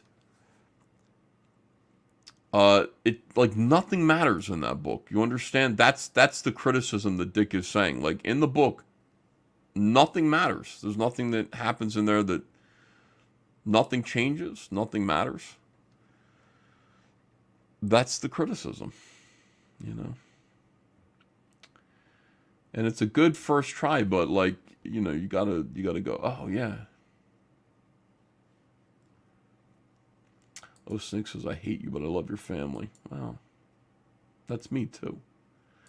I hate myself, but I love my family. No, I love myself. Bungalow Logic says, loved you on Clifton Duncan events. Oh, I love that guy. I like Clifton Duncan. I'd like to talk to him again. Plans on any villain PVCs? Yeah, the toys are so expensive. I mean, they're just so expensive. Andrea even said to me today, she's just like, can we just like make books instead? Because books are easy to ship. They don't cost very much. There's a high profit margin for a comic book, you know. Toys, there isn't. Like, you know, because what it would cost to make Heather Swain in a minimum order quantity to look that good, I could charge double and not feel bad about myself, but that's just not, then I got to sell like at least 50% of the minimum order quantity. It's a money losing deal. The point is just to make the toys, right? It's hard. It's really hard. And when I say, people are like, when are you going to make Salamandroid? I'm like, I'm going to gear up. When I say gear up, I mean it. Like, I'm going to gear up to make Salamandroid in 2025. Like, January 2025, I'm going to begin to do the things that I need to do to make that Salamandroid toy, because it needs to exist. I hope to make it and be able to pay for it. Like, that's what I hope for. Ethan, you said that so gaily. P. Callan says, Yellow Flash called you worse than Hamas, and he's not wrong. Well, I did feel good about myself. Getting hammered down to reality here. Let me see. Silver Ogre says, Dick's just jealous because he hasn't broken 6 figures with Vito. Someone got bounced. Says JD Kirby. Who, me? Oh, Snake says, love you, E. Thank you. Love you, too. Toys will be cheaper in a few years when the current administration is gone, says Anonymity T2. Yeah, maybe that's true. It's still a lot. You know, my audience is, I think I got like 3,000, maybe 4,000, like regular customers, paying customers. You know what I mean? But I can't get them to buy everything that I do. I can get them to buy every comic book that I do. Those 4,000 people. because they want the comics. You know, I can get some of them to buy twice. Like, that's kind of the way that I have to kind of think about things in my head. Ever going to do any more portfolio reviews? Those vids were great. Yeah, probably. The toys are cool and take up a lot of space, says 7 of 9. Yes. One different PVC per campaign, please, says Bill Lumberg. Yeah, maybe if they're smaller, you know, I don't know. Hey, EVS, can I get a copy of your desktop background with Froggy and Sal walking away? What should I do? Post that on Twitter for you to grab? All right, let me do that for you. Happy to help. Love you guys. I'll post it on Twitter. Okay. As requested, here's Frog and Salamander walking away by 3D Robin. Great guy. Is he still on? I don't know if he's still on there. By Robin. Let's put. Okay. So you can go to my Twitter and grab that right now if you would like to use that as a desktop background or whatever you want with it. So it's there. Why don't you make your threshold for creating these things much higher than you need? We will pay, and if we don't, then don't make it and refund everyone. Yeah. Yeah, I mean, I don't know. I mean, there's so much I want to do. Deathfly Ben Riley is something I desperately want to do. Because he'd be so great with the 90s Cyberfrog. Yeah. Gabe's recent ISON video is funny. I think Gabe took a shot at me in his new video. Do you want to EFAP that? You want to watch Gabe, like, there's no reason for this. Gabe experienced the highest of highs and the lowest of lows in Comicsgate in a year. Yeah, some people send me this stuff, and I'm just like, what is going on? And I get it. Like, I'm not mad at Gabe. Gabe has decided that, I feel like Gabe has decided that he, like, Ripaverse is his tribe. Because, I mean, you know, he was here in Comicsgate, and he had a book called True Justice in the American Way with David Williams drawing it. He was going to write it with David Williams' character ideas, his story, but Gabe was going to write it and ink it, and then Dave was going to draw it, and everybody was looking forward to it, right? But there was a weird creative conflict, and this will happen sometimes, where you feel so passionately about something, and it doesn't really make sense to other people, but I got like a text from Gabe who was just like, you know, David Williams is like Moose Bauman. I was like, what? And yeah, like Gabe. So David Williams wanted to kill the. They were going to introduce these like sidekick characters and then kill them, and that was like the inciting incident of the story, right? Like, oh my God, the sidekicks are dead. These villains are terrible. And Gabe didn't want to do that because he was sensitive about the idea of killing of dead kids for personal reasons. He was very sensitive. He said, I don't want to do that. And Dave said, well, we got to do it. It's what the story is. And so Gabe tried to fire him off the book, but they had a contract together. It was really ugly. Let me see. Some of us at least try to get one of everything, says Eric Medved, and have since the Harris days through DC, Marvel, and CG. Eric, thank you for your support. Every time I'm like printing out slips, I always see your name, and I'm really grateful to you. Thanks for your never-ending, consistent, and loyal support. All right. So anyway, they broke up. Like it was a crazy thing where, like, you know, people were like angry about the book. So the story goes up and down. Like, and Gabe said, "What do I do?" And I said, "Well, look, you know, the fans were promised this comic with Dave Williams on art. I don't really know what you got to do, but one thing's for sure, like, it seems like most people are on David Williams' side, so whatever you say to address this, you should just remember to keep the fans in mind." And I don't want to get into it. Anyway, it wasn't good. Didn't turn out well. So Gabe, but one other thing is that when Ripple was talking to me, Eric July was talking to me, I said, you should hire this. He's like, I need a colorist. I said, hire Gabe El Taib. And I said, and you should pay him this much. And I gave him like a rate that was twice what Gabe's rate was. So Gabe is over there with Rippaverse because of me. And he's out of Comicsgate in spite of everything that I tried to do for him. And he makes this video. All right, it's called My Favorite Part of ISOM Was That I Was Not Dumb Enough to Ask That Question. Huh? Like, what? What?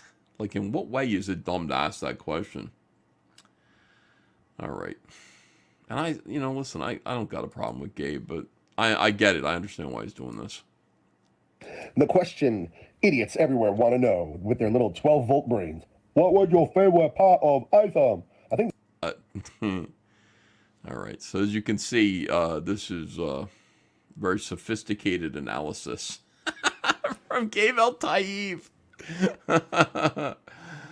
Oh my God. Hold on a second here.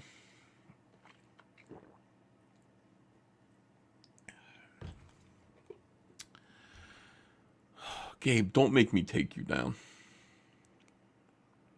Hold on, I'm going to pray. Lord Jesus up above, give me the strength to not utterly destroy these dummies, to laugh and smile. Hold on, I'm wearing my hat. Sorry about that. I got to be bald for God. Nice little crease on my head there. Lord Jesus, help me to have the stamina, willpower, grace, kindness to not utterly destroy these dummies with my commentary. Lord, as I show these videos to my audience, I ask you to bless me with the ability to not say anything, to just play the videos, and trust in my audience to see for themselves and make up their own minds. At the same time, I ask you to increase Gabe El Taib's IQ, starting now, to a point where he will never make a video like this again. I ask these things humbly in the name of my Savior, Jesus Christ. Amen. Thank you. Amen. All right, so let's get back into this video.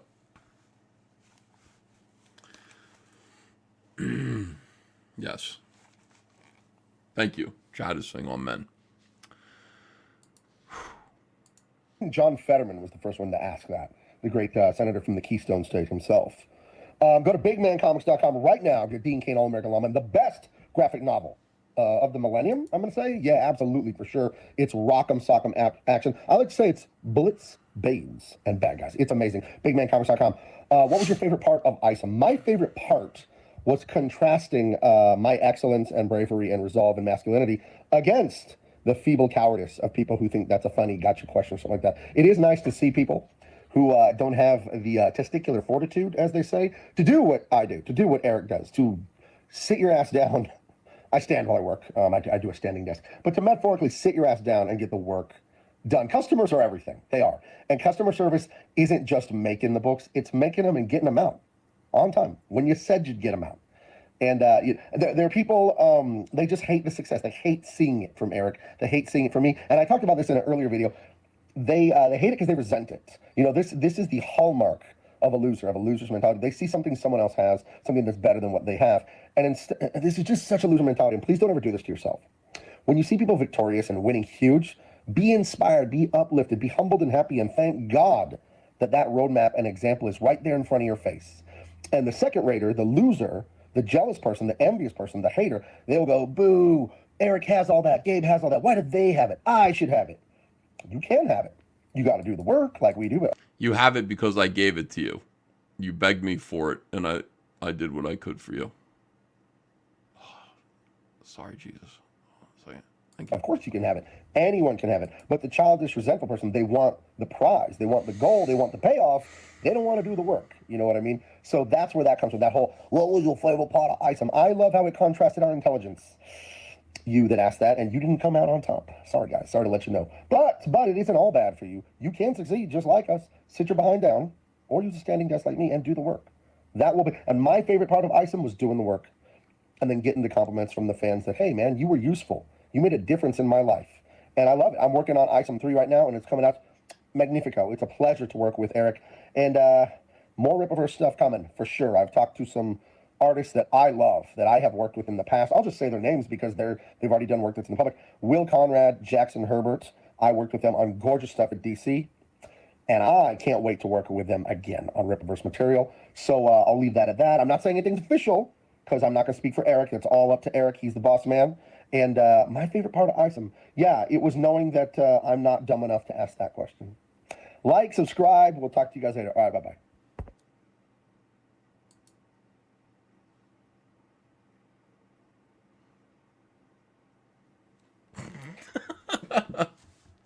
Thank you, God. All right, so that I don't know. Look, people are just having fun, I guess. Was he talking about me? Was he saying that, like, not just producing the books but getting them out when you say you're going to? Was that a shot at me? I agree, though. I agree. I mean, look, these fulfillment deadlines are arbitrary. They're set by me. I should know better. I should make better deadlines. I should be getting these books out quicker. It's really hard. Days go by so quick, and my day is split in 4 different ways in order for me to do everything that I need to do. But I definitely agree. I got to get these comics out quicker. Very important. What was your favorite part of that? I like watching him color. That's fun, you know. Look, what Gabe is doing there is first of all, it's an ugly video. You know, I wish he wouldn't say things like that. But what he's doing is he's demonstrating his color. People can go, wow, look at him color that. And then it's full of ads. He's sort of drawing from Rippaverse's audience. And then he is, you know, directing them towards his Dean Cain comic. And I mean, that's hustle. That's Charlie Hustle right there.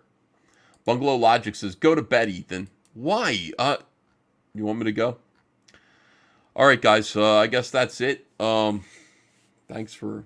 Uncle E, I ordered a Heather figure. Was it sent? Says Stephen Lanudo. Okay, let me look up your name, Stephen Lanudo. I'm going to find out if your Heather Swain figure was sent yet. I got to think of what campaign it was from. Probably Electric... All right, hold on a second. Electric Blue. Let's take a look.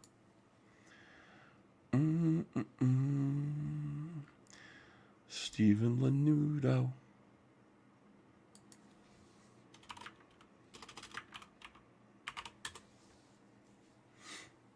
Yes, it was sent. No. I only see one. Hold on a second. I see one order, but it's for Frog. Hold on. Are you messing with me? Stephen Lanudo, I see an order for you for a Cyber Frog that was delivered to you. All right, let me look at the First Chance campaign. Maybe it's there. First Wave Cyber Frog. Lanudo. I see nothing. Stephen Lanudo, you have me perplexed.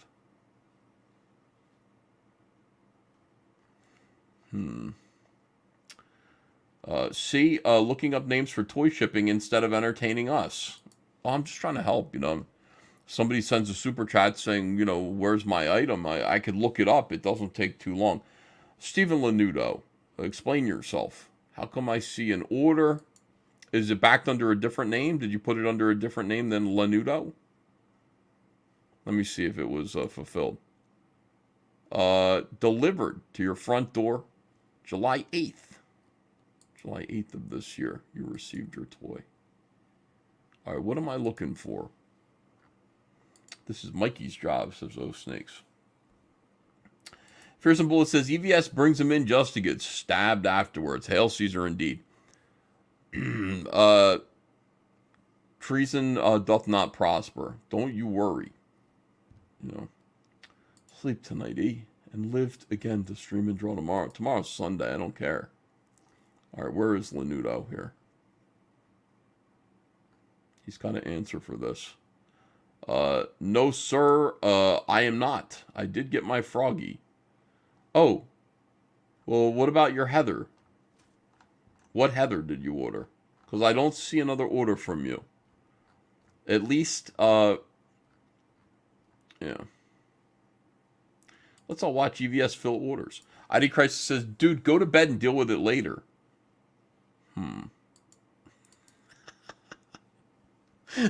This isn't fun. Let me see. Mike Partika says, nothing changes by the end of ISOM number 1. Avery's just painted a target on his family, courtesy of Darren. It's enough to actually make him think about pulling his ISOM identity out of retirement. I mean, I guess, Mike, you know. Mike, you're being too kind. And this is the thing, Mike. You know, you're somebody who wants to criticize minutia, but not the... If I could just say this about you, and I know you're going to make this into a video, Mike. God bless you for doing it. You're somebody that wants to criticize minutia. Like, I don't know. I don't know what the license plate on this car says. I can't read it. The lettering is too fuzzy. Meanwhile, big story problems you're not focused on. I like everything that you do, Mike, except when you criticize me.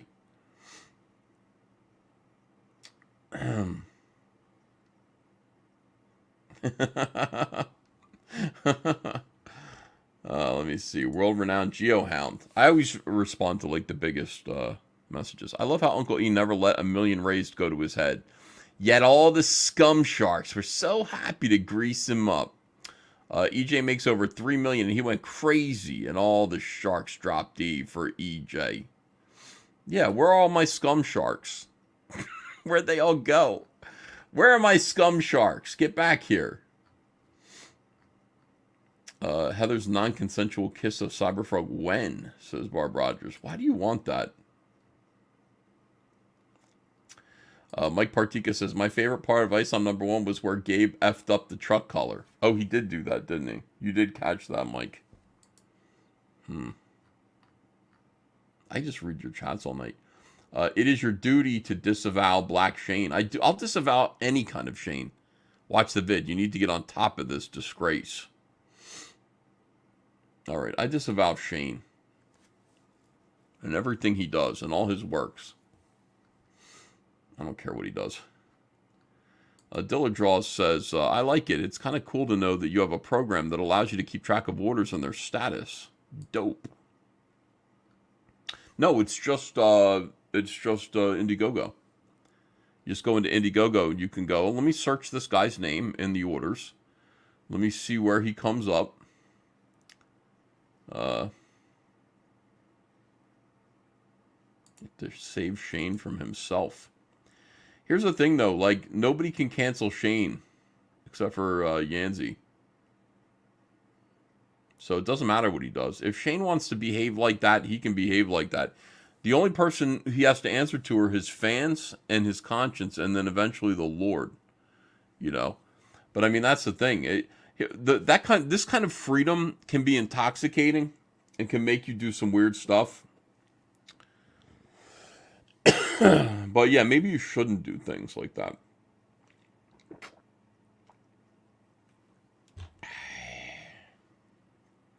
Eric DeBunks, who is a homosexual, says, Ethan, you should have a gay frog in your comics. Who, Tony?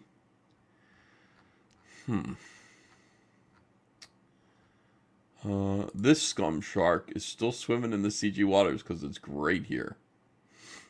Tiny Baby Celeste says, Shane didn't get fired from DC. He told them to F off. That is true. Yeah. I like pointing out the homosexuals. We have a few of them here. It's funny. The word homosexual is funny. It's like, it sounds like a J. Edgar Hoover style threat. You know, it's like, this person is a homosexual. And they have to be called up before HUAC to discuss their loyalty to the United States. First and Bullet says, Shane Davis needs to be humbled. He actually thinks he beat Chokeout in that Pumpkin Smash event. Chokeout adjusted his camera in that side-by-side clip. How do we humble Shane? Eric DeBunk says, it is true. I am gay. Ethan is speaking from a place of honesty. Gay Frog gets revenge on chemical company for atrazine ruining his family. Man, that would be good. I would pitch that. I'd be like, it's like Philadelphia meets the Teenage Mutant Ninja Turtles, meets Aaron Brockovich. Sold. Humble Shane by sending him more McDonald's. Are you now, or have you ever been a member of the homosexual party? Well, World Renowned says, good night, EVS and chat. I'm outies. Yes. Let me see. Ethan, do you think Graham would beat you up if you sent him McDonald's? I think what he would do is he'd either throw it in the garbage or he would demonstrate how to eat McDonald's by taking the burger out of the bun and only eating the burger. I think he would do that, and then he'd throw the rest away. I like Graham. Hiroshima Taru says, EVS, give me some Cyberfrog slippers where his head is like the front of those animal slippers. That's not a bad idea. Also, get me my Rainbow the Brute ball cap. That ball cap is so gay. You want to see it again? Some people haven't seen it yet. By the way, I like just being on the internet goofing off and not having the Brute cat baseball. Hiccups. I like not having an agenda. I like just being able to talk shit. Rainbow the Brute baseball cap. Where is it? Why is everything like this? Alright. I know I have it somewhere. I showed it to you guys once. Okay, what if I tried this? Alright, Rainbow the Brute assets. Rainbow the Brute. Okay, here we go. Concepts to review. Rainbow the Brute concepts to review. You guys ready? This is going to be good. Alright, I'm going to take you guys into the world of what could be. Comicsgate, legend, I'm going to take you guys into the world of what could be a legendary Comicsgate merch campaign. You ready to join me? Rainbow the Brute, hoodie and trucker cap concepts. How do you guys feel? You ready for this? Shit talk is my language, says Kuzer. I want it, says Hiroshima Taru. Alright, Rainbow the Brute. Here's the hoodie. Now, we could make this. We could make a hoodie that is blue. It has the all caps logo up the side. Look at this. Nice zippered hoodie. Rainbow the Brute logo on the front. And it says, last real man in Fairyland. The last real man in Fairyland with some art on the back.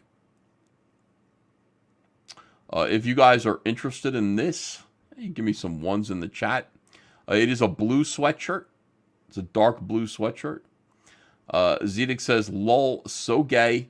Eric the Bunk says, if Ethan sends me one, I will wear it to a pride event, lol. Alfred Rises says, terrible. Score a lesbian with that hoodie. Shifty says, I would not buy. Okay, so maybe this isn't the one that you want. I want you to understand. Oh, wait. Lanudo is number, hold on a second here. Order number 5056. Stephen Lanuto. For that Heather Fig. 5,000. That would have been the first, that's got to be the first wave campaign. Because I don't think we had that many orders for anything else. Let me just take a look real quick here. See if I can find you without... No. No, there is no order 5,000. All right, hold on. We'll get back to that in a minute. All right, so we don't like that. This is, again, this is what you can see. You've got a nice grass blade, the sword through here. These are the assets. All right, so you don't like that. We got a nice baseball cap here. Nice trucker cap. Rainbow the Brute with... Eric Medved said, just added Dark Harvest all covers and chicken fry box. Add the hoodie. Add the hoodie? Okay. Thank you, Eric Medved. What do you think of this baseball cap? Would you get this? Yeah, I don't have an order over 5,000. Like it got up to 4,800 and that was it. There are no 5,000 orders. So Rainbow the Brute. All right. Says Unicorn, the other white meat. Has a nice sword on the back. Rubber logo. Yeah. Oh, that's it. Those are the only two things that were offered to me. Sorry, that's it. You can have this hoodie and this baseball cap, this trucker cap of Rainbow the Brute, and literally no one will think you're gay. You will have 0 guys hitting on you. And that's just how it is. The cap should be rainbow colored, says Double Dark. Alfred Rises says it's neither. Alfred, did I ever make a piece of merch that you liked, though? Norin Rat says, nah, we good. Yeah, I saw both of those things, and I said, I can't sell any of those. I mean, I can't. Like you can't do, like, I could do a Rainbow the Brute t-shirt as long as it's on a black t-shirt and it's just him with his sword. I don't know. It'd be very tough to sell any Rainbow the Brute, like, clothing merch. Very tough. Fearsome Bullet says, anything on Bill Willingham, eh? I have not heard from Bill Willingham in a while. EVS should make a single earring to match this line of merch. Yeah, one single little star to hang from your ear. People are all saying, no, the merch is usually too loud. Affliction or Ed Hardy inspired stuff. No, it's actually, we do, most of the stuff that I do that I think sells really well is like military inspired. You know, I like that stuff a lot. You have to put no homo beside the Rainbow the Brute, no homo. Oh my God. I don't know. Yeah, so we're not going to do that. You know, I just don't feel like I can. If I could sell it, I would do it. I just don't think I could sell it. So that's the only problem.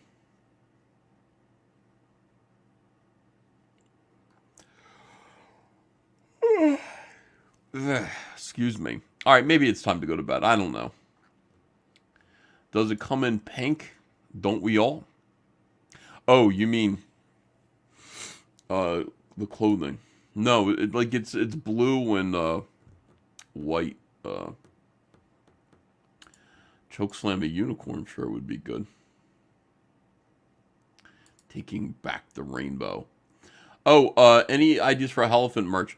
No, but yeah, Scotty Richards did reach out to me and say, can you write some pages for Elephant, please? And I went, I'm like in Fearsome land right now, you know, when it comes to writing. Fearsome #1 is really good. And, you know, I got a page and I got a layout for pages 2 and 3 from David. I really would like to get 10 pages done before I crowdfund it. So I'm just going to wait. Just cool it with the last man in Fairyland talk, says Andy Gogo.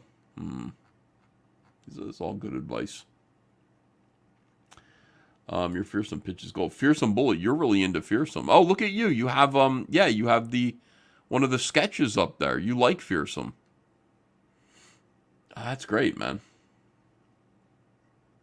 No, because yeah, I think it is good. I think the story is good. And it's coming together pretty quickly. It's coming together nicely. Like, everything's very organic. The characters are good. I'm feeling fearsome, says Queen Bee. Nice. Yeah, just I think what I'm gonna do is I'm gonna do a crowdfund for issues 1 and 2 together, and they're just like 24-page books. They're gonna be small, like regular comic book size. So you can get 1 and 2, And that'll be what I do. I think that'll be a good way to do it. And I'll wait until I can pay David for 10 pages, and then I'm gonna ask for help. I want to pay him well. And also I would like to give him a completion bonus too. Like once he finishes like an issue, he should get an extra paycheck. Once he finishes issue 2, he should get a bonus paycheck. You want to do that carrot and the stick, you know. Like get this done and there's free money in it for you.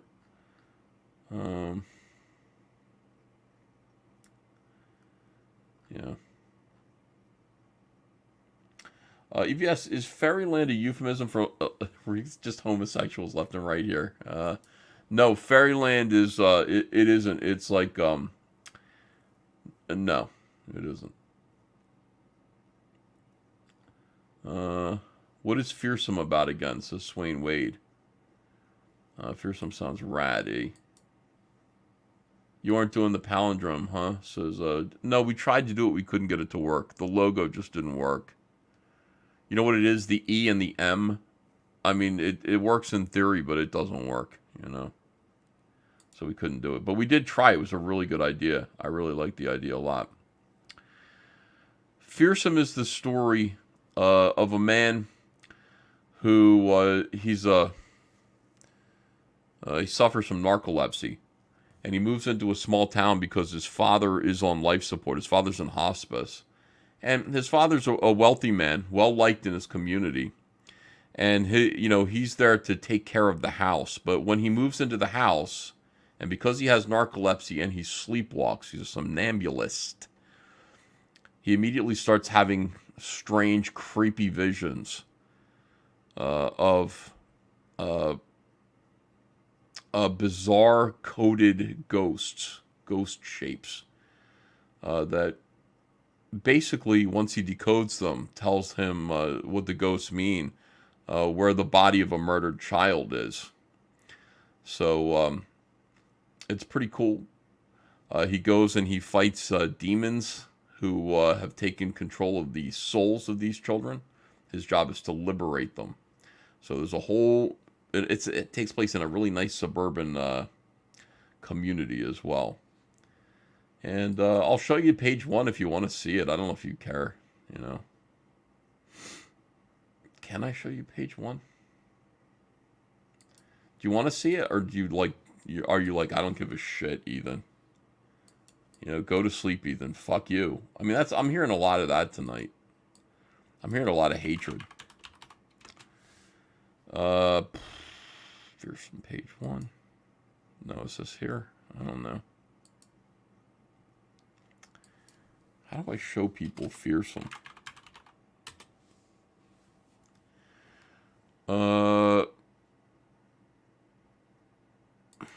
is this? Oh, you can't see that.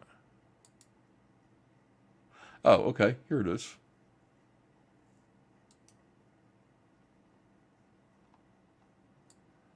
All right, let me get it on the screen.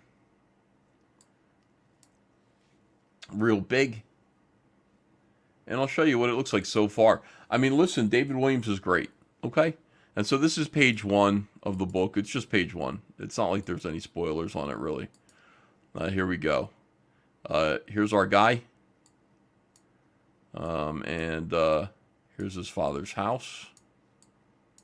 Here he is getting the key to the house. And there's our guy. Terrific art by David Williams. Really, really, really good. I'm very excited about it. He's done some sketches of the character. Maybe I should show you the sketches too. I don't know. David Williams is the man.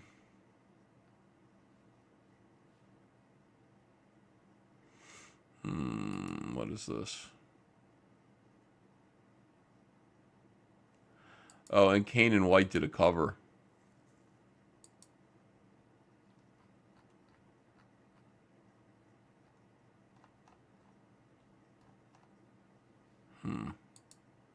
Oh, you know what I should do? I should show you the cover colors. Colors. Jason Wright. Some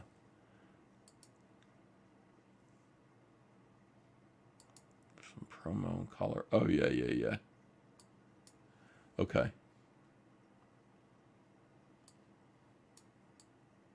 Yeah, this is wicked. I love doing comics. I really do. I'm excited about my new character, guys. There he is. This is Fearsome.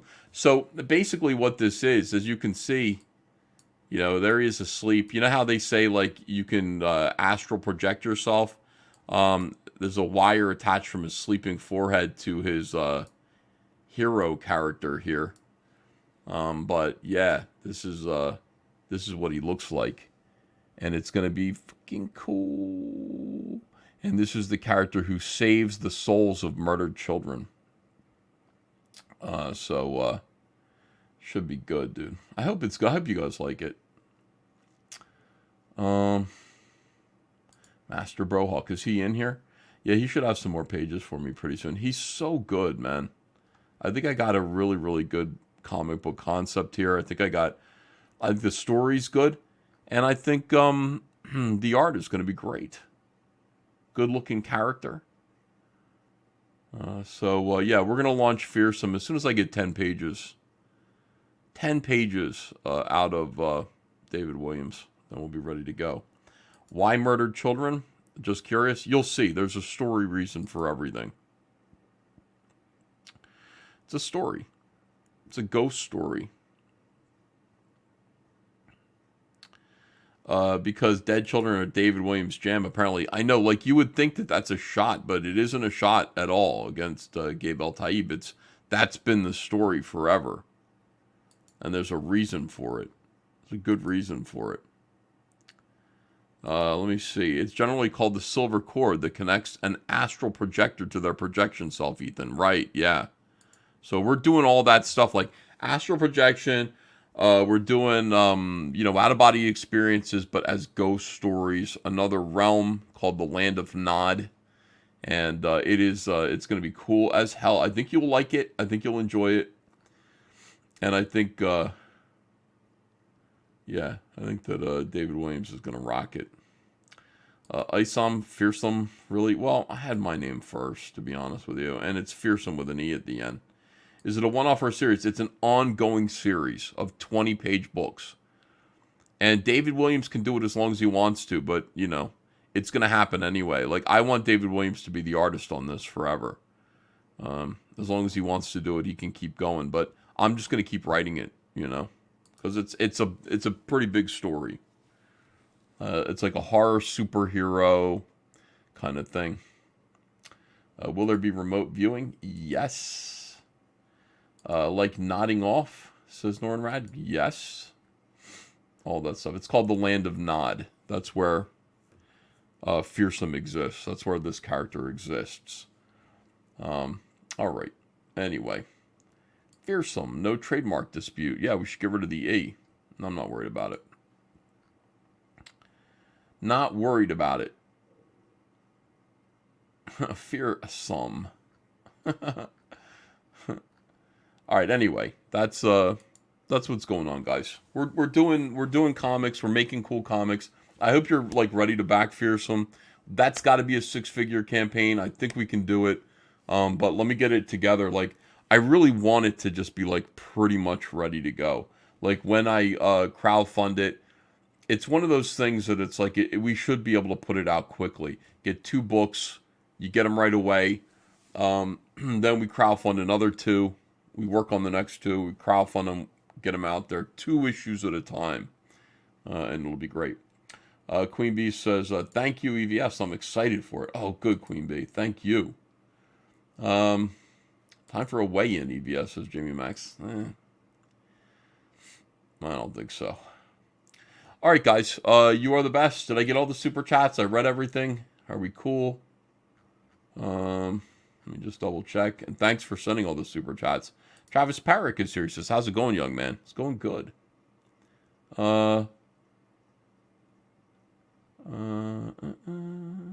Never forget he voted for Hillary Clinton, says Pete Callen. Yeah.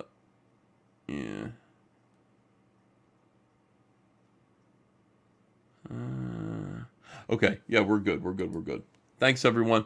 I will see you again tomorrow for another video. I'm gonna be live streaming it every day if I can. You know, I just like it. It's fun. And plus I'm selling stuff. So thank you. By the way, yeah, you've still got time to purchase. I should say this before I leave. Still got time to purchase one of our baseball caps, which is on sale right now. We do have the All Caps Comics red baseball cap, red and black cap, which you can, I think it's pinned to the chat right now. Let me see. There it is. Yeah. Get one of these. They're on sale. Normally these are $30, $22 tonight. A very good deal for a high quality cap. And by the way, this is one of my favorite ones. It's really classy. It's really cool. And it's red and black, so it goes with anything in your wardrobe. You'll enjoy having it, I promise you. It's got the laughing man underneath singing a little song. And that is the spirit of Comicsgate, the spirit of All Caps Comics. You guys are absolutely the best. Thanks for your support. And I will see you, like I said, tomorrow for another video. Take care. It didn't work. He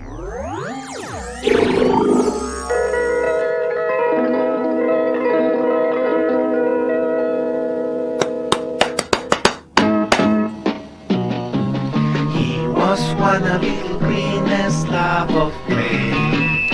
Party. Now he's chubby and cannot even bend. Party. They say he broke his pony too, but I don't think that's really true. What the fuck? He has a weak heart cause he's addict to cry.